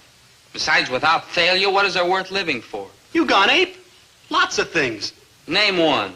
I'll name them all. Dizzy Gillespie. We're star-crossed lovers. But somehow, some way, we'll beat the odds. Daddy-o, you're like a rebel with a lost cause. Thalia only digs like athletes. Okay, then I'll become an athlete. Make me a muscle. Huh? Make me a muscle. Oh. Dobie, find yourself a chick who digs like your beautiful mind. Maynard, you're the hippest, but when it comes to love, let's face it, you're square. Smile when you say that, mister. You don't get the point. A man in love can move mountains. Yeah, but he can't become an athlete. I'll become an athlete. What kind of athlete? I don't know. Basketball? Too short. Baseball? Too slow. Shot put? Too weak. Football? Too yellow. That leaves the girls' swimming team, and you'll never pass the physical. I'm sure I have athletic abilities. They just have to be tapped. Dobie, love has tapped you so hard you're punchy. Maybe polo's my game. Or lacrosse. Or squash. Punchy? Did you say punchy? Yeah, I sure did. Maynard, you just said the magic game. Boxing. I'll become a ruthless fighting machine. So long, Dobie. You just crossed over. Maynard, do we have a boxing team? No. Then who's to know I'm not a ruthless fighting machine? Well, for one, Thalia won't know. She'll know when I flatten the greatest athlete in the history of Central High. All city, all state, all interscholastic. Man, you could only mean... Moose McCullough, the legend. Oh, I know he'll cooperate. Oh, I dig. A fix. Yeah. Yeah, what makes you think Moose McCullough's gonna let himself get flattened by you? Because Moose springs from that special breed of men. He'll do anything for love. The pursuit of La Femme is the noblest art known to man, Dobie. You can count on me. I knew you'd feel that way, Moose. We're cut from the same cloth. Oh, little Moose must be hungry.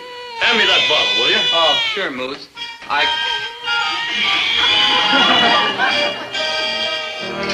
Hey, what's this doing in your all-state football trophy? Oh, I finally found some practical use for the darn thing. Oh. Boy, I never thought I'd see Moose McCullough in an apron feeding a bottle to a baby. That's the greatest kick in the world, Dobie. Beats running for a touchdown anytime. Hand me that other bottle, will you? Yeah. But, don't you miss cheers of the crowd? Oh, no. I married a cheerleader, and any time I feel down, why, she gives me 2 locomotives and a sis-boom bar. And I feel like a new man. Yeah. Thea, where is your wife? She's at the doctor. Oh, nothing serious, I hope. Most serious thing in the world, Dobie. We're gonna have another little moose. No. Yeah. Congratulations. All right, thanks. You know, if all goes well with your plan tomorrow, maybe someday you'll have all of this. Yeah. Well, I'll be going, Moose. I'll see you tomorrow. And I'll try not to hit you too hard. Oh, you can't hurt the moose. Just don't break your hand, kid.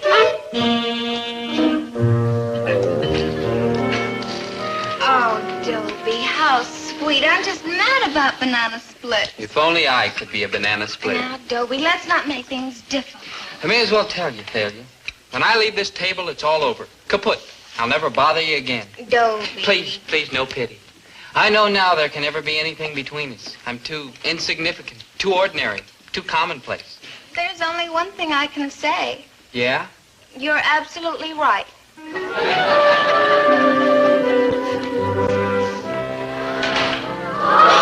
Oh, that's him. Moose McCullough. That's the legend. So it's Moose McCullough, the legend. So what? Oh, Dobie, jealousy has warped your mind. He was a 4-letter man. He won over 100 athletic trophies. And the 7 years that he spent at Central High were brilliant and unforgettable. Oh, I may die. He's coming this way. What?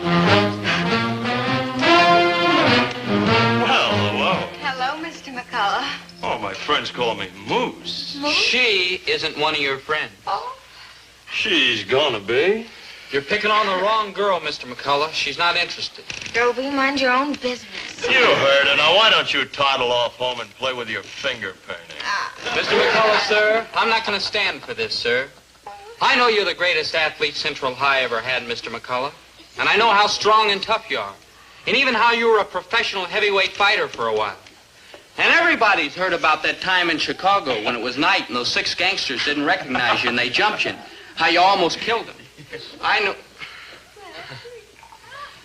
all about that, Mr. McCullough, sir. All about what? Listen, why don't you run over to the counter and see if they've got your pablum ready yet? But I love Thalia Mininger. And I'm going to count to 3, and if you haven't stopped bothering her by then, I'm going to slug you, Mr. McCullough. Oh, I know, you may kill me. But what does it matter? What is my life compared to 1 second of Thalia Mininger's happiness? So leave her alone, Mr. McCullough, or else. 1. No, Dobie, you're crazy. 2. Stop before it's too late. 3. He'll kill you, Dobie!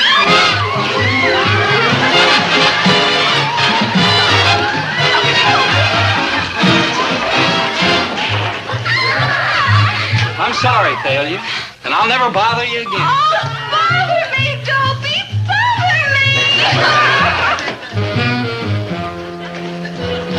Well, if it weren't for the fact that I'm humble, I'd say knocking Moose's block off was a stroke of staggering genius. Thalia's life is dismal emptiness unless I'm with her. And for the first time, I know the feeling of power. I'm top fist. Men fear me because I'm menacing and destructive. It's a lie, but I like it. Oh, here, I'll show you what I mean. Hey, you. Yeah? Put these in my locker. What are you, a kook or something? I'm Dobie Gillis. Top fist.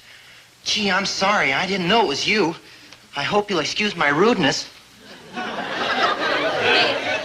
That was nothing. You should see what happens when I go into Charlie Wong's ice cream parlor. Top fist, fierce as a lion. Top fist, quick as a snake.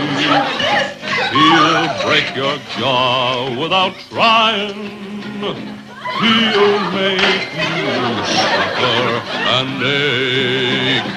Top fist. Mighty quiet in here. Yep. Too quiet.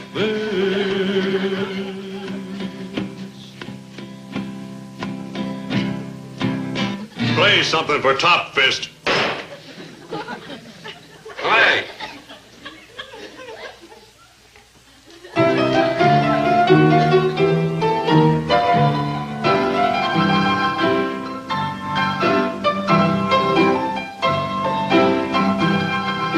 What do you say I pick you up 8 o'clock tonight, baby? Hey, can I see a minute, Paisan? Excuse me. Look, stupid, can't you say I'm busy operating? Well, tomorrow they'll be operating on you. That's Dobie Gillis's girl. Look, I don't care who's... Dobie Gillis. Dobie Gillis, the guy that reduced the legend to rubble. Holy smoke, I better get out of here.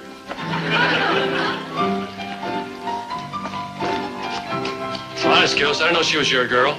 Yep.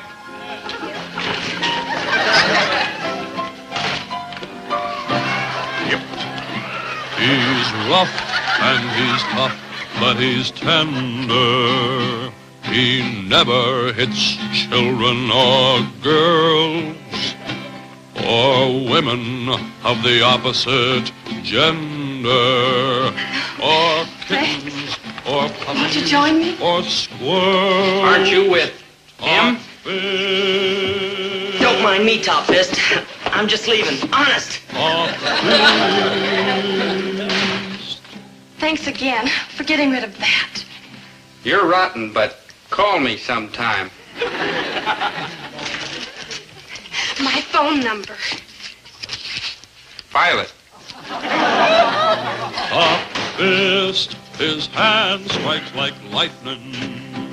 I touched him. I touched his fist.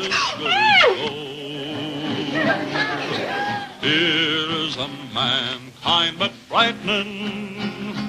Here's a man sweet but bold. Top Fist, Top Fist. Sit down, Top Fist. Do you have to call me that? What, do you mind? Sure I mind. I'm not just strong and savage. I'm also modest and gentle. I'm sorry. It's just that I'm so proud of these swift but terrible hands. Couldn't you be proud of the rest of me, too? Well, Dobie, let's face it. Without these hands, you're nobody. But with them, you're somebody. What you doing tonight, baby? Well, what you got in mind? A drive-in movie?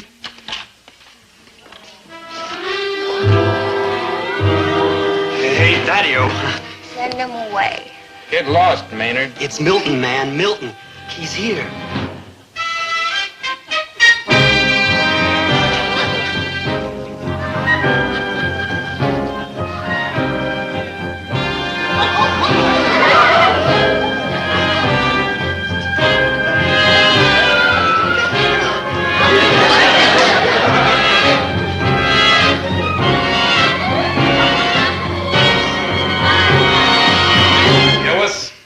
Yep. Gillis, I didn't come here to make trouble, but Thalia Menninger is my girl, and I'm asking you to stay away from her. Yep. I know your reputation, but nobody moves in on my girl and gets away with it. Yep. I know what you did to the moose. I'll take my chances. Yep. Yep. Nothing can change my mind.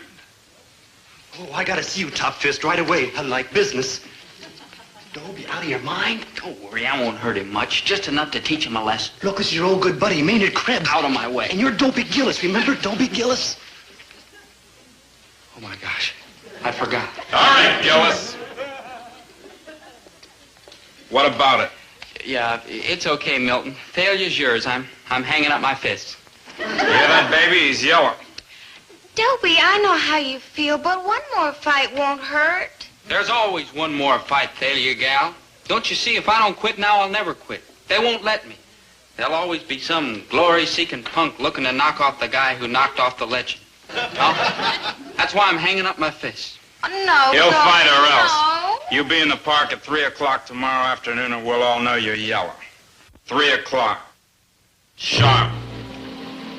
Yellow.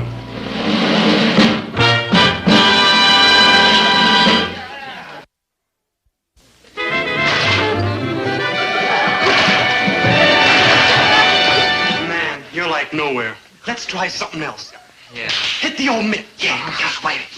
No, hit the hombre. Oh, I'm sorry, Maynard. Sorry. For what? For hitting you. Pretty terrific, huh? Yeah, deadly. No butterfly could take such punishment and like live. That was my best punch. Yeah? Uh-huh.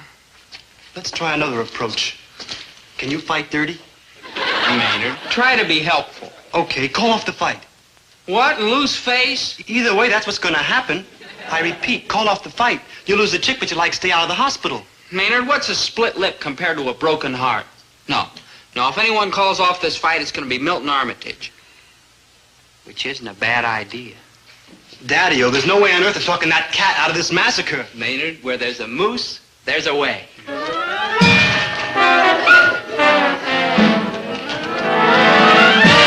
That's the old one, too. Moose. Hi, Milt.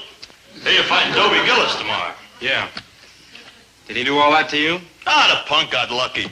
Broke my jaw in 3 places. But don't worry, you can take him. You're darn right. What happened to your leg? Oh, I guess I fell down pretty hard. Compound fracture. Compound? Yeah, that punk sure packs a wallop. But don't worry, you can take him. Sure. All you gotta do is stay away from his left. Right. I'll stay away from that, too. In fact, it might be smart just to stay away. I thought you said I could take him. Well, sure you can. I was just thinking about that Grecian nose of yours. What about it? Well, you know, in case Gillis gets lucky with another one of those... Ah, forget it. Those plastic surgeons can fix anything today. Moose, I know you mean well, but you're just wasting your breath because I'm going to fight Gillis tomorrow. Now, if you'll excuse me. What's taking the moose so long? I hope he isn't having trouble talking Milton out of the fight. Yeah, I hope so, too, because if Milton fights, you're like dead. Dobie! You're like dead. You didn't talk him out of it? I did my best. What am I going to do? You could like blow town. You're gonna stay right here and fight, boy. Me? Him? Him, he's top fist, ain't he? But, Moose, you know that's not true. People only call me that. Well, they called me the legend, and by George, I became the legend. Listen to me, Dobie. You can do it. If you believe in yourself, you can do it. But, Moose... No buts. Do you love failure or don't you? Sure I love her, but... No buts! Now, look. Love can change the world. It can move the earth. Love changed a 97-pound weakling into top fist. Grit, boy, grit. Courage, determination. Fight, smash, kill, destroy for love. For failure. You can do it, boy. You can do it. Sure, Dobie. You can do it. Remember good, buddy? Top fist, fierce as a lion. Top fist, quick as a snake. He'll break your jaw without trying. He'll make you suffer and ache. Top fist, the world stands and trembles. Top fist, with muscles just like steel. I broke it. No, it's just bent a little. My hand, Maynard, my hand. Ow! Thalia? Dobie, what happened to your hand? The hazards of training, my dear. Yeah, it's broken. All 6 fingers. Yeah. Oh, that's a shame. Well, I guess you'll just have to fight with your left hand then. You mean you still want me to fight? Well, why not? I mean, you don't need more than one hand to take a cream puff like Milton. Cream Puff? He's captain of the football team. You'll take him top fist. I know you will. What happened to you? Accident in training. You? Same thing. Tough. Yeah, tough. Yeah, tough. Naturally, my dear, in view of these unforeseen developments, we'll have to cancel our bout. Uh-huh. Perhaps in a year and a half or so, when it heals. My doctor says 3 years. Yeah, I think you're just a couple of fakers. Yes, I rather thought you would. You're a great beauty, Thalia, but you have a very suspicious nature. So I've brought here a little proof. I have an X-ray picture here. That dark line you see there is a fracture. Compound fracture, I believe. Very interesting. Are you convinced now? Yes, there's only one thing wrong. It's an X-ray of a foot. Fools. Nice try, Milton. Now, I suppose you have an X-ray to give me, too? You're darn right. Maynard, show her the X-ray. And this is no foot. Ah, you're right. It's a hand. Then you believe me? Yes, I certainly do. And you'll be my girl? No, I certainly won't. Then you're mine. No, Milton, what I want is a fighter. And a fighter needs two things. He needs lots of guts and 2 hands of iron. You haven't got one and he hasn't got the other. So I'm just going to have to keep looking. Goodbye, boys. Well, chin up, fellas. Look at it this way. You're like better off without her. I mean, who needs girls? They're like fickle, and they like spend your money, and they like bug you all the time. I mean, like, who needs them? Like, shut up.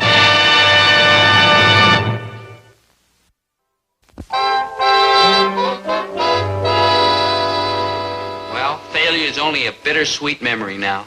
But all is not lost. I still have my reputation. I'm top fist. Here, I'll show you what I mean. Hey, you. Yeah? Put these in my locker. You a kook or something? I'm Dobie Gillis.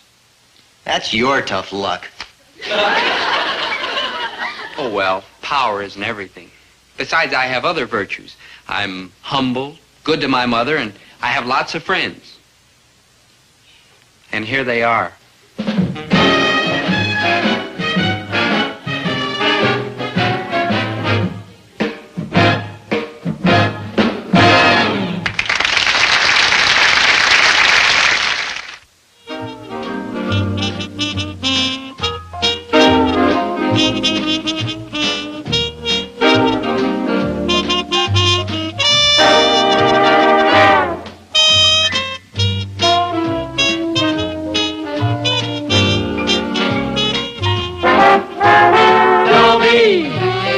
Once a gal was dreamy, Dobie.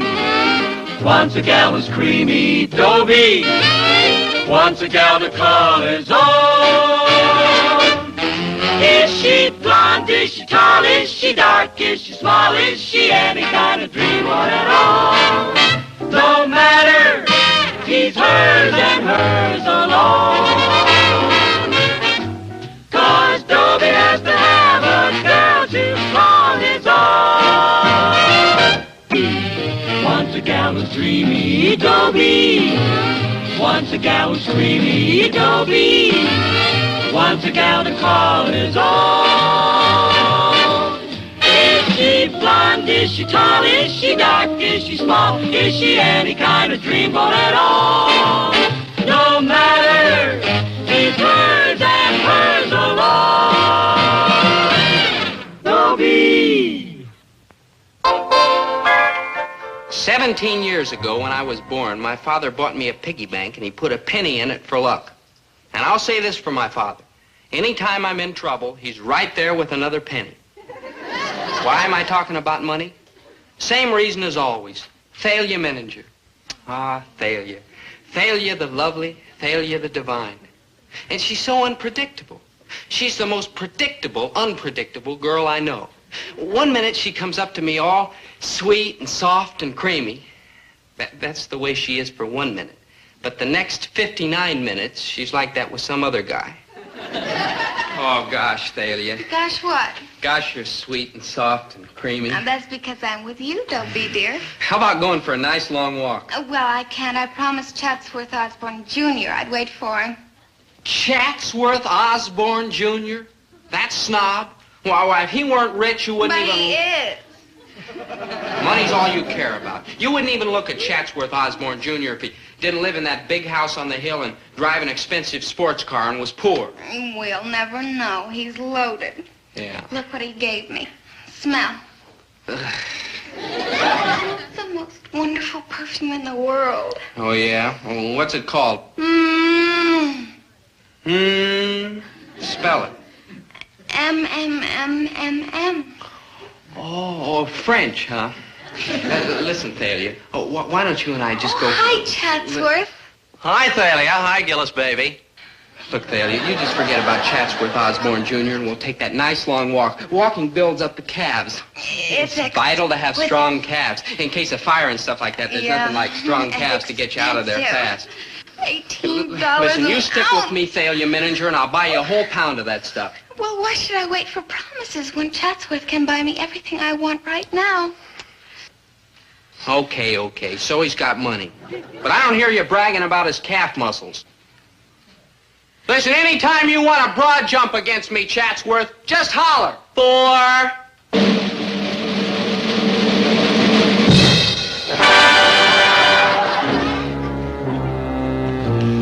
Oh, Chatsworth, that was just marvelous. Yes, it was rather, wasn't it? Oh, I bet you have the strongest calves. Oh, would you care to feel one? May I? Just one.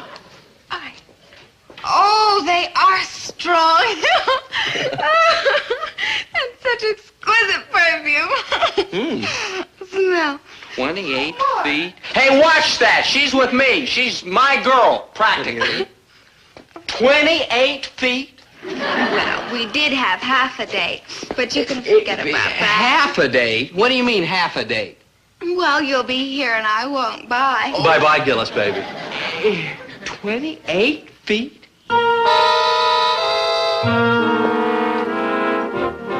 Why so pale and wan, fair lover? No, it's just my calves that are pale and wan. What? Never mind. Okay. Never mind what? Maynard, you asked me why so pale and wan, fair lover. No, I didn't. That's something I got to learn for English. Oh. I don't like dig it. I thought maybe you'd clue me. Please, Maynard, I've got enough troubles with Thalia. But I need help, and if you don't help me, good buddy, who's going to help me? Oh, okay, Maynard. Now look, it's a poem, like a lyric to a song. You understand that? Yeah. Why so pale and wan, fair lover? Prithee, why so pale? Will, when looking well, can't move her. Looking ill, prevail. Prithee, why so pale? Hey, go, man, go. I mean, go, Dope. Will, when looking well, can't move her. Looking ill, prevail. That's it. That's the way I can get Thalia. It has to be. It's the only thing I haven't tried. I don't like dig.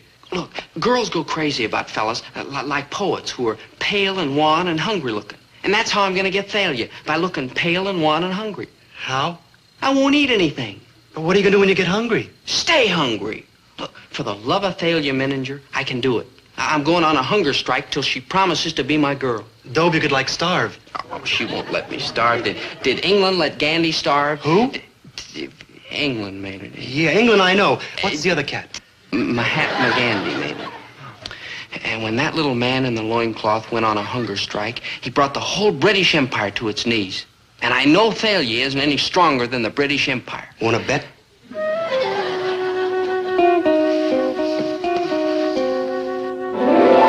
Thalia Mininger, I'm asking you for the last time. Will you be my regular, steady, permanent girl? I'm telling you for the last time, I will not. All right, that does it.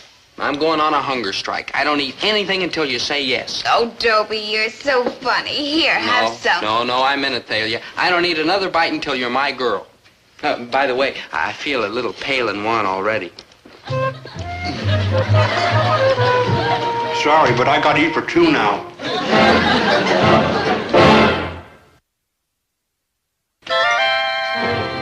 Oh, there you are, dear. I was beginning to worry that your dinner might get cold. Sit down. Roast lamb. No, thanks, Mom. I'm not hungry. I'm ready to go. I've lived a good life, not perfect maybe, made some mistakes, but all in all, a good life. I'm ready.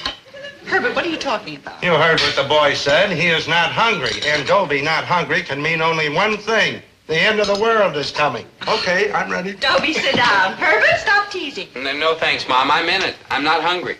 You're sick. Herbert, get the doctor. It must be something serious. No, really, Mom. I feel fine. I'm just not hungry. But it's roast lamb, dear, and you always like the way I fix that. Quiet, Winnie. Dobie, sit down!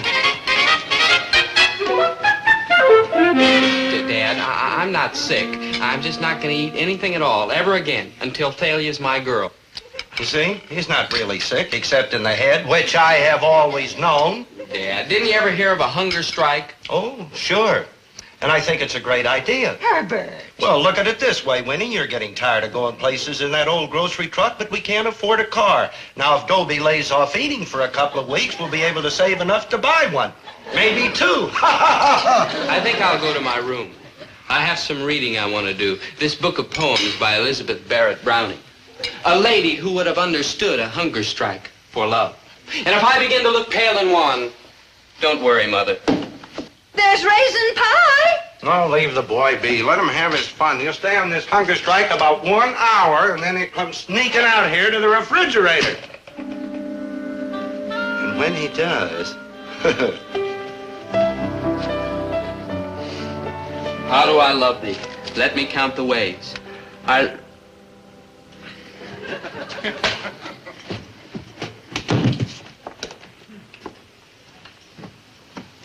Sorry, Elizabeth Barrett. How do I love thee? Let me count the ways. How do I love thee? Let me count the ways. I love thee like raisin pie, and I love thee like roast lamb. I love thee like raisin pie, roast lamb. I'm starving. Mother's right. I could starve to death.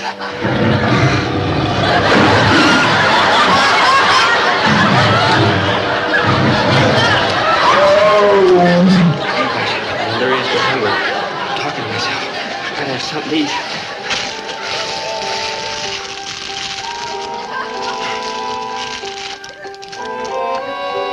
Gotta start out the starvation diet all at once.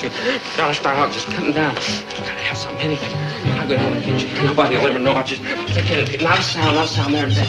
Nobody will ever know. I just gotta eat. I'm starving.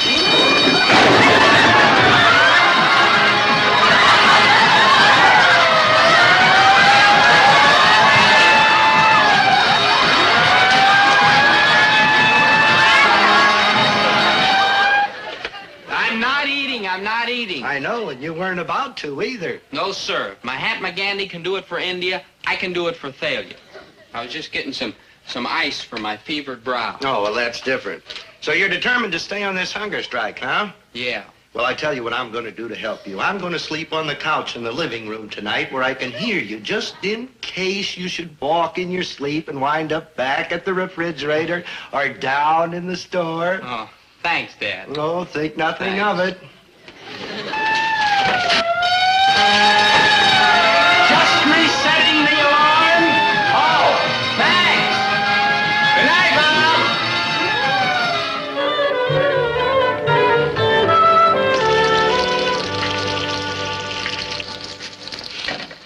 Hey, that smells good. Should I go? I have my own way of calling Mahatma Gandhi this morning. I live this hunger strike.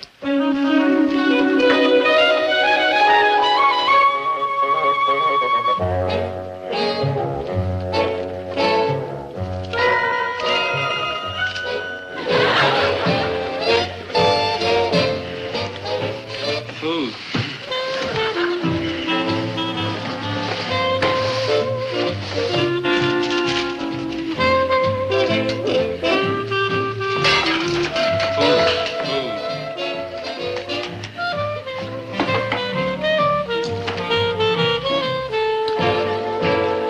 Well, I'm glad to see you decided to come back from India and rejoin us normal humans, Mahatma.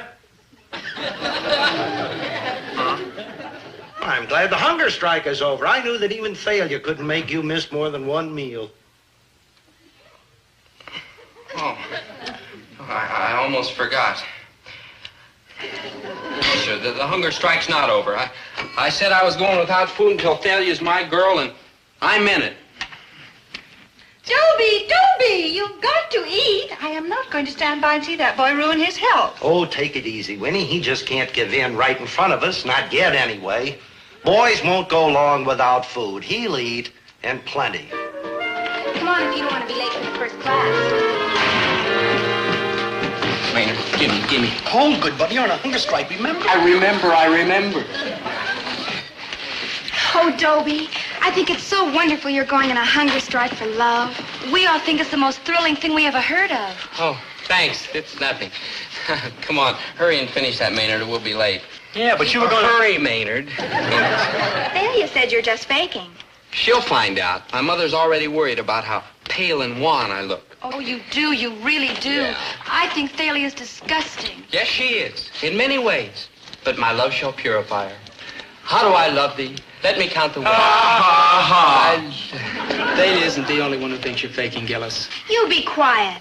I told you last night I'd be a lot more impressed with you if you did something romantic like that for me. Exactly what I told you. No, look here. What do you think? You're a troublemaker. Yeah, we don't believe you for 1 minute, Gillis. You're eating on the sly. I'm not. We'll be watching you, Gillis, every minute. Oh, yeah. Yeah, well, you all better go. You'll be late for class. Don't you have to go, too? We'd like to walk over with you, Dobie. You're our hero. Oh, gee, thanks.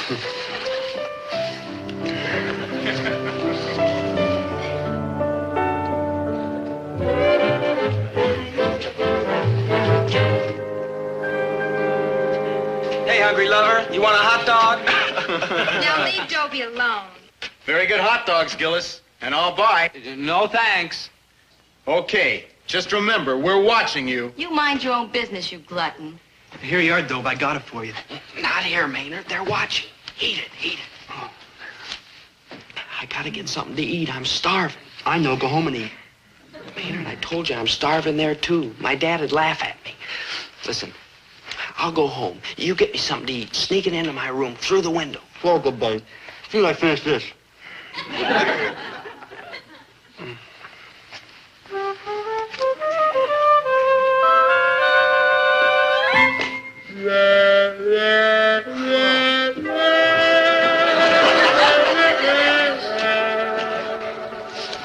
No, please, girls. It's just a weakness. It'll pass. Come on, we want to take you home. Huh? What courage. What fakery, you mean? Oh, shut up. What do you know about love? Yeah. How do you stand on lynching?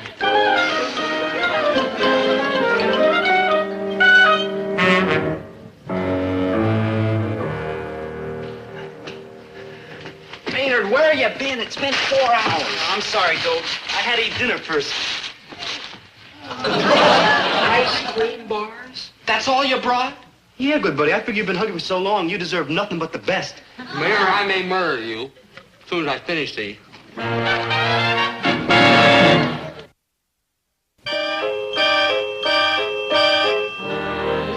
Just look at her. Stuffing herself, and poor Dobie's practically dying over her. She has no shame at all. Well, I'm not going to eat in public when Herm starts starving for love of me. You told him? 3 nights ago. I said, Herm, you'll get no more dates with me until you go on a hunger strike for them. Me too. That's exactly what I told Frank. What happened? I haven't had a date since. Me either. Look, here comes Dobie. Isn't he romantic? Listen, Gillis, our girls won't give us dates unless we go on a hunger strike, too. So stop faking or else. Please, I may faint. We gotta do something about him. And we're going to. Watch it, Pops. This pale and wan fair lover's my friend. Oh, he's a kook. Yeah, but he's a pale and wan kook. Dobie, you're out of your demented mind. You're not fooling me. You're pretending that you're not eating and reading poetry all the time. I'm also writing poetry for you. Oh, Thalia, your lips are like the petals of a rose. I'd like to kiss you underneath your nose. Good heavens, Dobie. Oh, I knew you'd love it. I don't love it, and I don't like your starvation routine. Look, people are talking. Now, if Chatsworth's parents ever found out that I knew a kook like you, why, they might not let me date him anymore. So stop the act. Will you be my girl? No. Then I'll go on starving myself, unto the death. If I can't have you, my darling, I'd rather not have life itself. We poets are like that. He who for love hath undergone the worst that can befall is happier thousandfold than one who never loved at all. Goodbye. Ah, me. Alone, alone.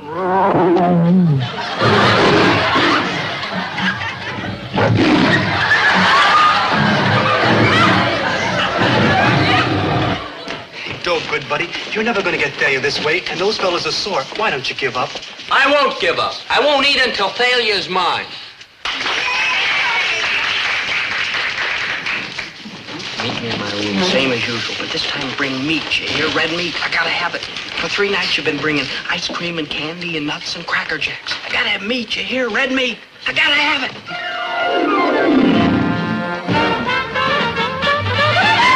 There you are, good buddy. Red meat. Nothing else, just a salami? A red one, the reddest. A garlic salami? The garlickiest. I went all the way across town to get it for you. Will you please stop worrying, Winnie? The boy is eating. I don't know where, but he is eating. In fact, he looks to me like he's putting on weight. I don't know what kind of a father you can be, Herbert Gillis. I'm the kind of a father who can spot a phony. Oh, that must be Thalia. Come in. Thalia? I am taking matters into my own hands. Hi, I got your message. I have a date, but I thought I'd stop by and see what you wanted. This is Chatsworth Osborne Jr., Mr. and Mrs. Gillis. How do you do? Hi, John. You, live here? Yeah, what's the matter with it? Oh, nothing. It's very amusing. Yeah, we have a lot of fun just sitting around laughing at it. All right. Thalia, I asked you to come over because I wanted to have a little talk with you, woman to woman. You know that Dobie isn't eating because of you. Oh, now, Mrs. Gillis. He really isn't eating? Of course he isn't. Can't you see that he's wasting away before our very eyes? No, you couldn't. You're not his mother. Only a mother looking at her baby through the eyes of love could see. Oh, Thalia, you must help me. You must. Just say the words, whatever they are, that will make him eat. Oh, please, Thalia, you must. Please, save my baby's life for me. Okay. No, that salami's like a lot garlicker than I thought. Thalia's here. She wants to talk to you. The salami's gone, but the melody lingers on. They're not letting anybody get near me. My baby. If you would listen to your own mother who bore you and raised you, maybe you'll listen to Thalia. No, I can't. Oh, he hates me. I can't blame him. Dobie, I didn't know you really weren't eating until your mother told me. Dobie, please look at me. No, leave me alone. Please. Go away, Thalia. Go away or I'll jump. Oh, no. I'll give in, Dobie. I'm yours. Dobie, she's yours. How about a steak? Dobie, please come back inside. I'm yours. Just one moment, please. Thalia, can you be serious? I mean, are you giving me up for him? Yes, Chatsworth. In that case, you leave me no alternative. I shall go on a hunger strike. What? Precisely what I said. If you won't be my girl, I shan't eat. And I should like to point out that when I don't eat, it's rather more impressive than when he doesn't eat. When I don't eat, I'm denying myself caviar, squab, lobster, crepe Suzettes for breakfast. Whereas what Dobie doesn't eat, I wouldn't eat in any case. Pork and beans, hominy grits, ham hocks. So you see, Thalia, in my case, a hunger strike is rather a major undertaking. Yes, you've got a point there, Chatsworth. Oh, I'm sorry, Dobie, but you see how it is. I really don't have any choice, do I? Oh, I'm sorry, Mrs. Gillis. Do you really have crepe Suzettes for breakfast? Oh, every morning.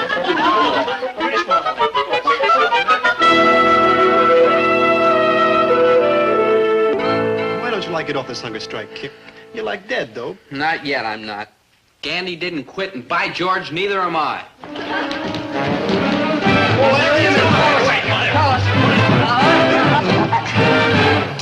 Okay, Gillis, your hunger strike is over. You got the pizza and we got the picture to show the girls.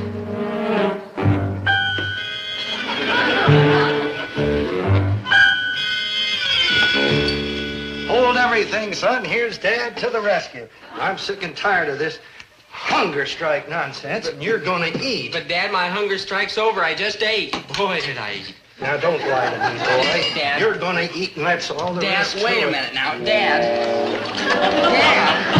I don't want to... Keep quiet.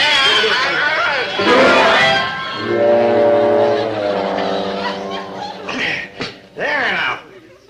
Isn't that better? Oh.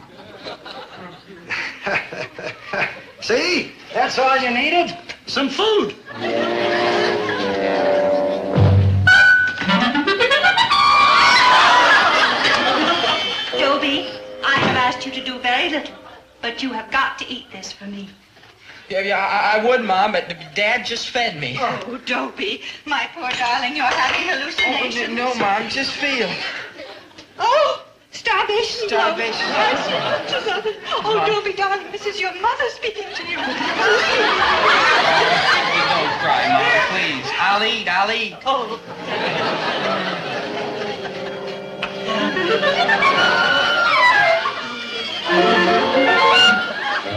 There, dear. There. Isn't Mommy's cooking good?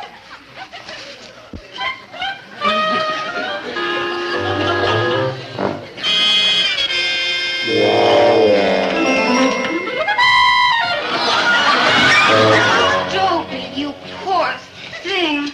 And you did it all for me. Oh, look what I brought you. I've eaten. Here. It's everything I can cook.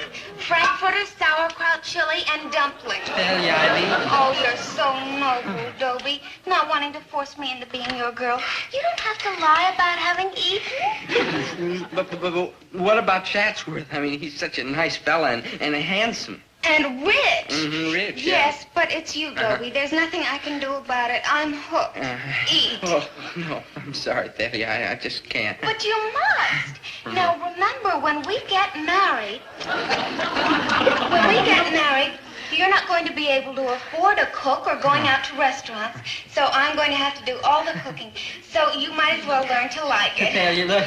Come on, Dobie. No arguing. Just eat. Eat.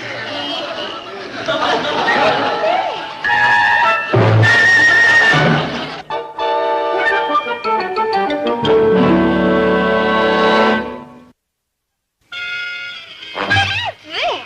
Wasn't that wonderful? You know, it surprises me, but I like doing things for you, like cooking. Thalia, you say we're going to get married? Yes. And after we're married, you're going to do the cooking? And this is what you cook best? Yes, that's right. What are you doing? Calling Chatsworth Osborne Jr. For you.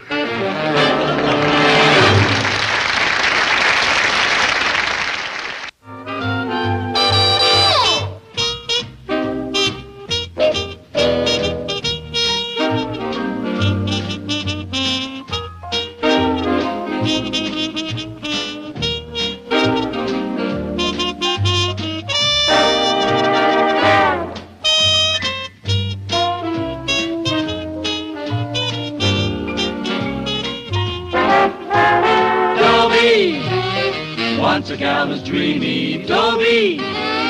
Once a gal was creamy, Dobie. Once a gal to call his own. Is she blonde? Is she tall? Is she dark? Is she small? Is she any kind of dream or at all? No matter, he's hers and hers alone. 'Cause Dobie has to have a girl to call his own. Once a gal was dreamy, Dobie. Once a gal was creamy, Dobie. Once a gal to call his own. Is she blonde? Is she tall? Is she dark? Is she small? Is she any kind of dreamboat at all? No matter, he's hers and hers alone. Dobie, Dobie.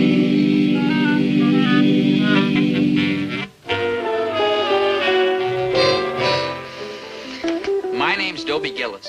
I'm happy. I'm happy because I've just fallen in love an hour ago. This is the happiest part of a love affair.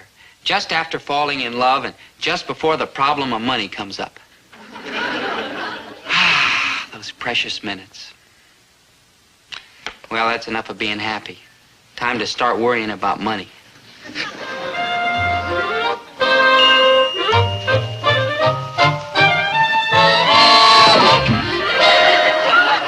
Aphrodite.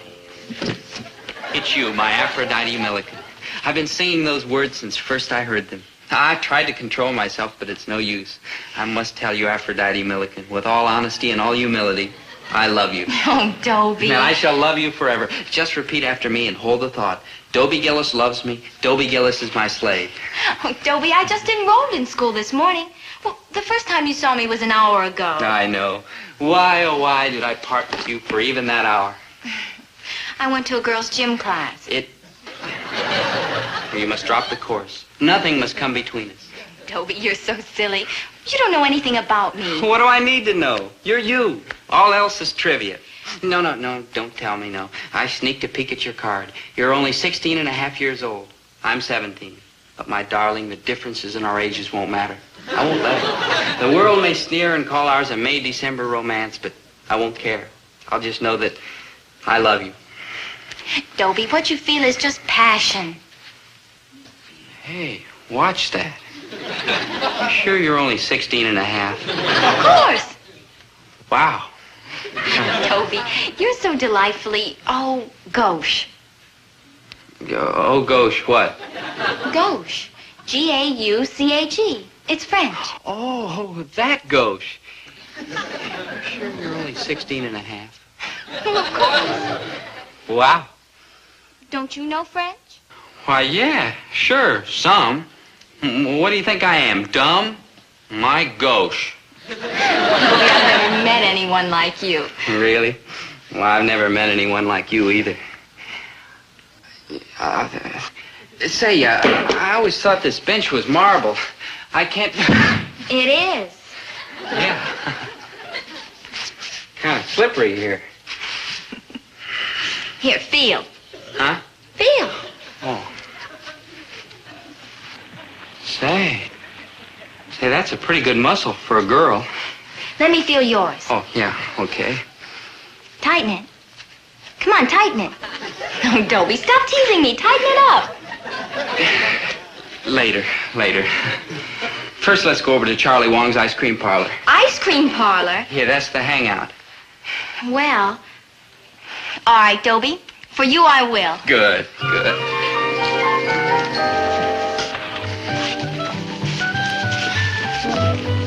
Do you come here often? Sure, all the time. It's just such a frivolous place. Well, yeah, sure. I mean, well, I figure you gotta frivol once in a while. Well, it's either here or home. Maynard. How are you, Maynard? Cool, Dad. Maynard, this is Aphrodite Milliken. Aphrodite, this is my friend, Maynard G. Krebs. Ooh, frantic. Well, he certainly belongs in such a frivolous place. Yeah, old Maynard's about as frivolous as you can get. Oh, Charlie. Aphrodite, although I'm not a wealthy man, you may order absolutely anything your heart and stomach desire. Up to, Did you expect me to swallow one of those sodas? Huh? And you were going to swallow... Well, you are not. No? 你要是把希腊是那关吧。航母脚，我还是逃。你要是那是那，会了。Chinese? Wow. Now, here's what you should eat. Nice, sensible refreshment.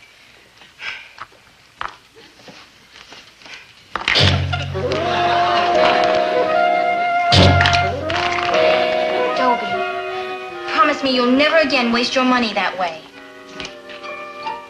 I promise.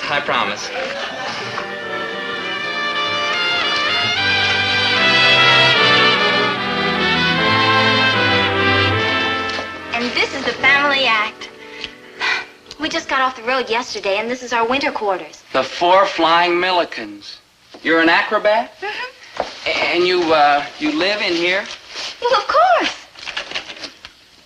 Oh, hello, Father. Father, I want you to meet Dobie Gillis. Dobie, this is my father. How do you do? Dobie, is it? Yes, ma'am, Dobie. D-O... Father? That's right. I mean, you're a man? Fathers usually are. Yes, my boy. I've been a man for 83 years. And I still am. Yeah. Father, while I get out of these ridiculous school clothes, why don't you explain to Dobie why we live in a barn? Yeah. None of us live in barns, my boy, or houses or mansions. There's where you live, inside. You don't need any more, correct? Oh, yes, sir. Of course, it's nice to have some place to take a bath. I was an MD, a professor of medicine. Suddenly I realized the folly of what the world calls living. I dropped everything and adopted a way of life based on... Are you familiar with the Greeks? No, there's a Greek boy in school.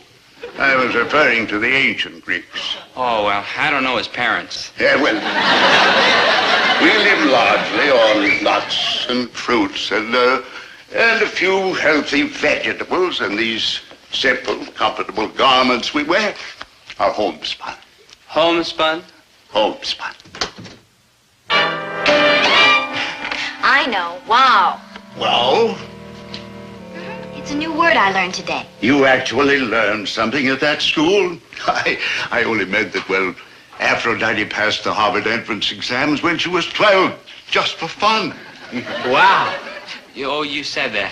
I just meant, would you like to go to the movies tonight? Huh? Although I'm 17 years old, I assure you I'm very trustworthy, sir. How about the movies, huh? My dear, don't forget your study hour. Oh. Aphrodite will see you at 8 o'clock. Yes, sir. 8 o'clock.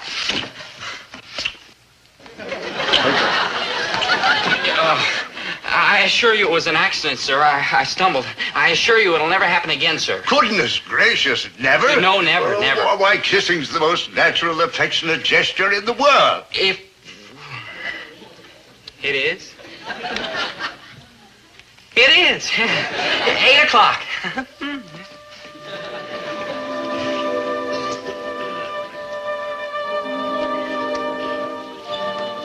Well, I never saw you do that before.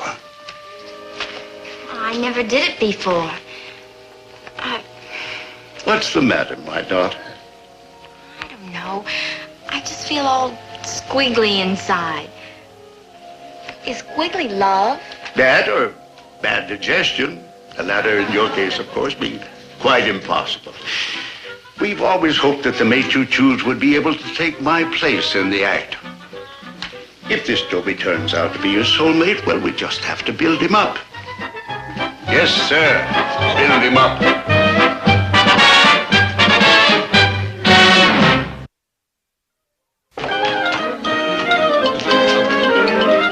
All right, put it back. Put it back. Okay, Thomas Alva Edison, so you invented some way to open this thing without the bell ringing. So put it back anyway. Put what back, Dad? The money! Money. Ha. Money. Who needs it? What's the matter, dear?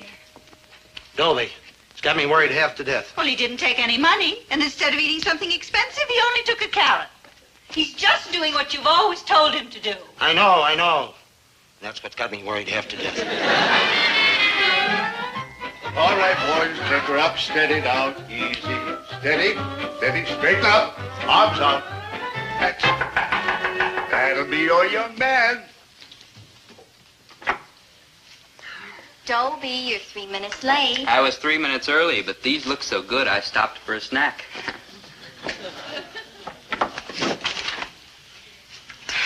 Dobie, I want you to meet my two brothers. Oh?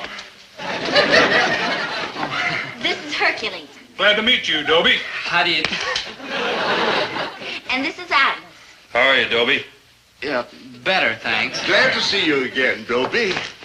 Yes, sir.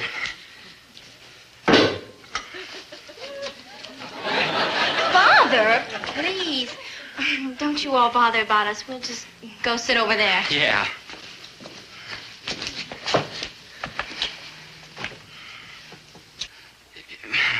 Maybe we should go pick some nuts and berries.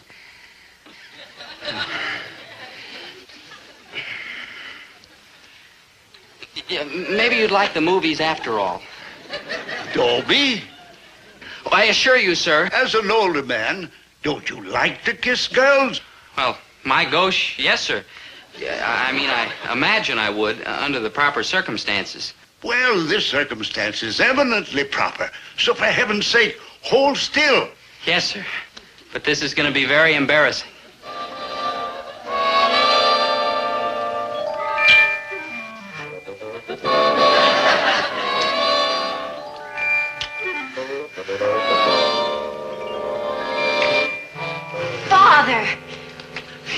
started it. Father. Hey, I only did what you said. You told me. Oh, he's the one, I'm sure of it. Congratulations, son. Huh? Boys, little Aphrodite has found her soulmate.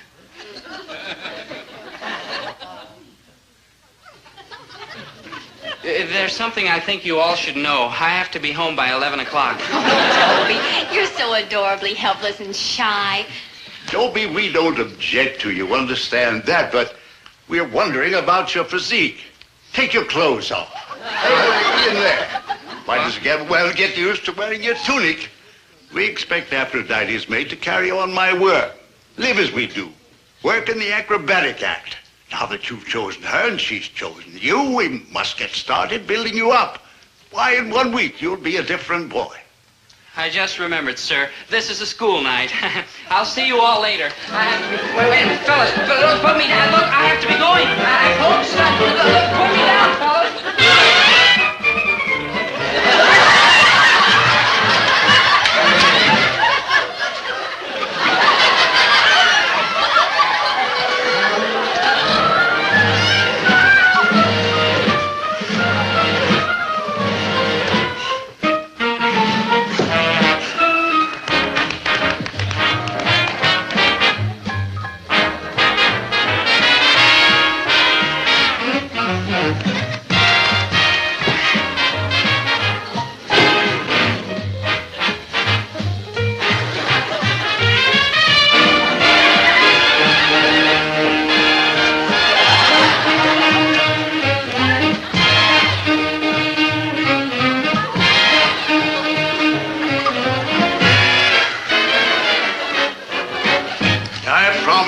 In a week, you'd be a different boy.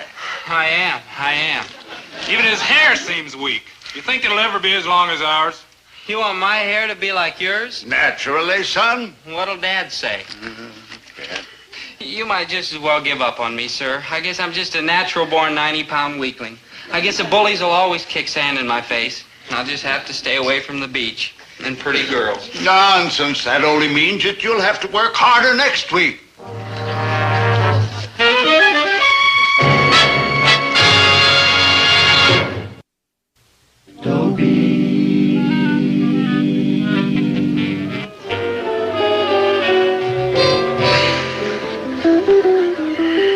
My name's Dobie Gillis. I'm not happy.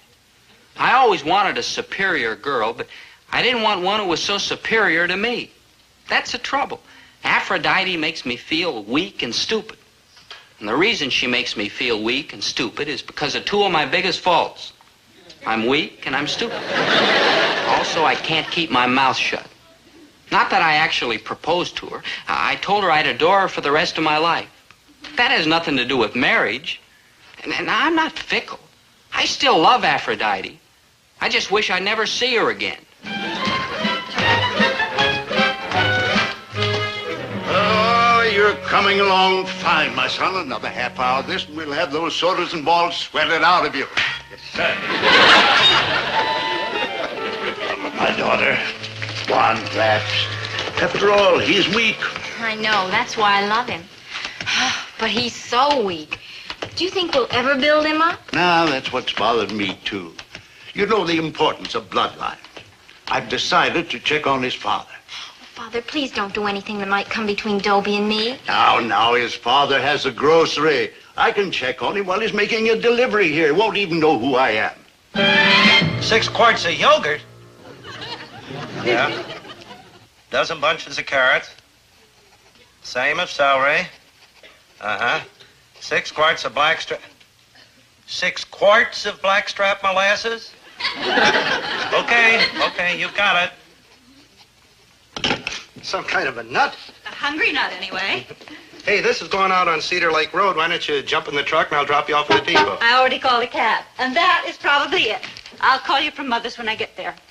And I'll tell her you sent your love. Sure, what do I care if you lie to her?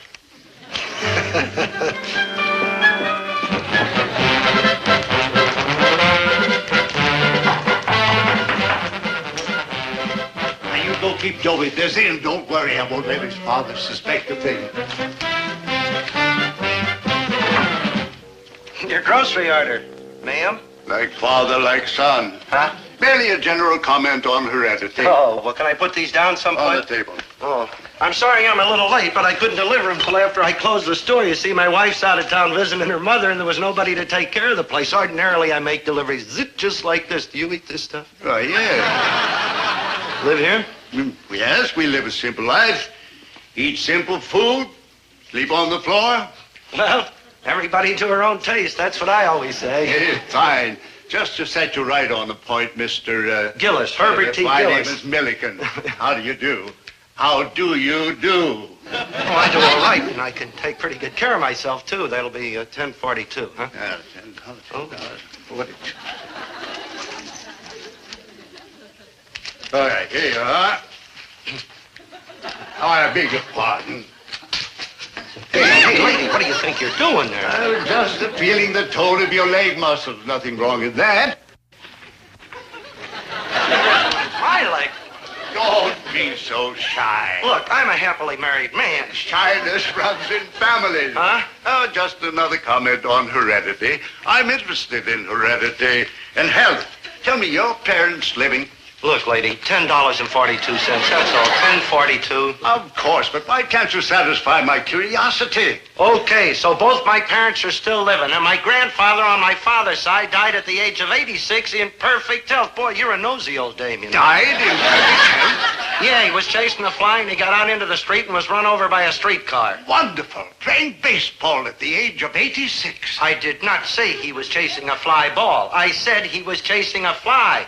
It lit on him in the house, and that made him mad, and he chased it out into the street, because when he got mad at something, he stopped at nothing. And speaking of heredity, that's one thing I inherited from my grandfather, and I'm mad now. So come up with the $10.42. Sure, there you are, and you do have a splendid spirit. What's the matter with you, lady? Are you some kind of a nut or something? Getting me in here asking me questions about my wife being out of town? I didn't ask you about your wife. You told me you said she was visiting her mother. Oh, and you heard about it, huh? Mr. Gillis, I'm afraid I've gone about this all wrong. Dobie said... Dobie? Your son, Dobie. Dobie? What do you mean, Dobie? Somebody call me? So that's why you ate the carrot. A whole nest of them. Dad, what happened? You were born, that's what happened. My own boy, my own son. What do you mean, dressed in a thing like that? Mr. Gillis, there's nothing wrong. It's merely a comfortable garment. For what? Why don't you step into the next room and try one on? I will not. Just while you calm down. Watch it, boys. I used to do a little boxing. Now, calm, Mr. Gillis. Might as well try one on since you're going to be practically a part of the family. Part of what family? Our family. By marriage, at least. Your son, Dobie, and my daughter, Aphrodite. Him? Marriage? Marriage? Him? Why, certainly. I gotta kill that boy. Mr. Gillis, the children have chosen each other. We're training Dobie to become a Milliken, a member of our acrobatic troupe. Look, I'm getting out of here, and nobody's gonna stop me. And when I get out, I'm calling the cops and having this place raided. No, I won't call the cops. I'll call the FBI. I've got friends in high places. I'm a veteran. Oh, Dobie, I'm sorry it turned out this way. It's just, well, you were so weak. We had to find out about your father. Well, now you know. Sir, I think you'd better let him go. And I think I'd better go with him. It'll be awful when I get home, but I think I'm getting a little tired of nuts and berries. And I'm getting tired of this tuning. And I know I'm tired of training. I'm just tired. Splendid, son. That means you're getting close to your second win.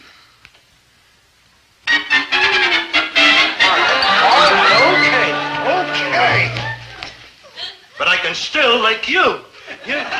Oh, and you're interested in heredity, huh? Well, let me tell you something about heredity. Did you ever hear of backwards heredity? Well, heredity backs up sometimes, and that's what happened to me. I got me a cuckoo son, and heredity backed up on me, and now I'm cuckoo. Otherwise, I wouldn't be here putting up with all this.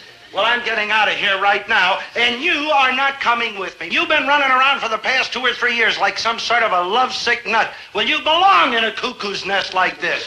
You still owe me 42 cents. Acrobats. You made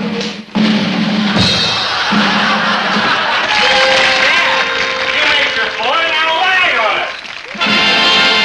Maybe we can make something out of you yet, brother. Now we're really going to get to work, brother. I'll lay out a 24-hour-a-day schedule. You can live here with us. Oh, Dobie, you're mine. Isn't it wonderful?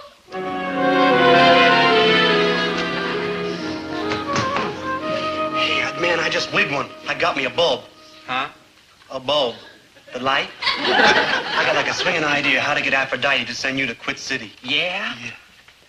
I just remembered your last idea. Oh, dig this, good buddy. Aphrodite loves you. And what does she hate? What? Me. Yeah. So I'll fall by her pad and tell her if she marries you, she gets me too. You and me, we're so buddy-buddy, I gotta go right along. I'll lay it on big. Please, Aphrodite, don't say no. It won't do any good. I'm going with you anyway. Me and old Dobie are such buddies, I'd be lost without him. I gotta go alone. I gotta. Don't leave me behind. Don't leave me. Oh, please don't leave me! She despises you. It might work. Listen, I'm supposed to be at her barn at 8 o'clock. You gotta fix it before then or she'll come and drag me there. Okay, wait here. I'll phone you as soon as I get you out of it. Yeah. Before 8 o'clock. For the last time, the clock's not wrong. For the last time, there's no daylight saving. It's 8 o'clock. For the last time, there's been no phone calls for you. You've been here all the time. No phone calls. It's 8 o'clock. Yeah, I know.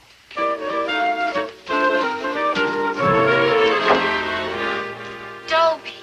Yeah. Dobie, there's something I must tell you. I know you want me to tell you the truth fearlessly, directly, honestly. Oh, Dobie! Ow, ow. Watch that. Dobie, you must put me out of your life. Yes. Huh? You must. Well, I will. Steel yourself. Well, I'm steel. Oh, I'm sorry, dear Dobie. I fell in love with you because you were so helpless, so shy. Yeah. But now there's one who needs me more. Someone shyer, more helpless.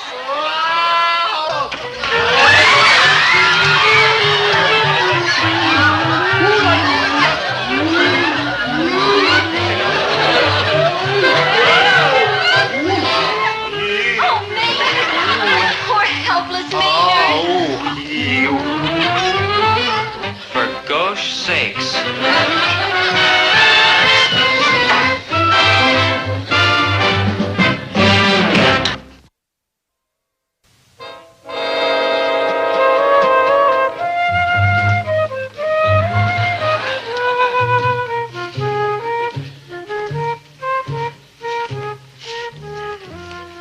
Hi, Maynard.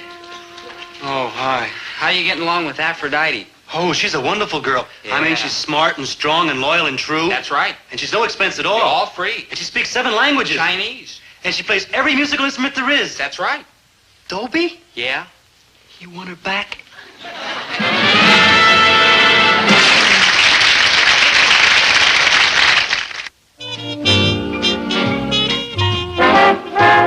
Dobie, once a gal was dreamy. Dobie, once a gal was creamy. Dobie, once a gal to call his own. Is she blonde? Is she tall? Is she dark? Is she small? Is she any kind of dream one at all? No matter, he's hers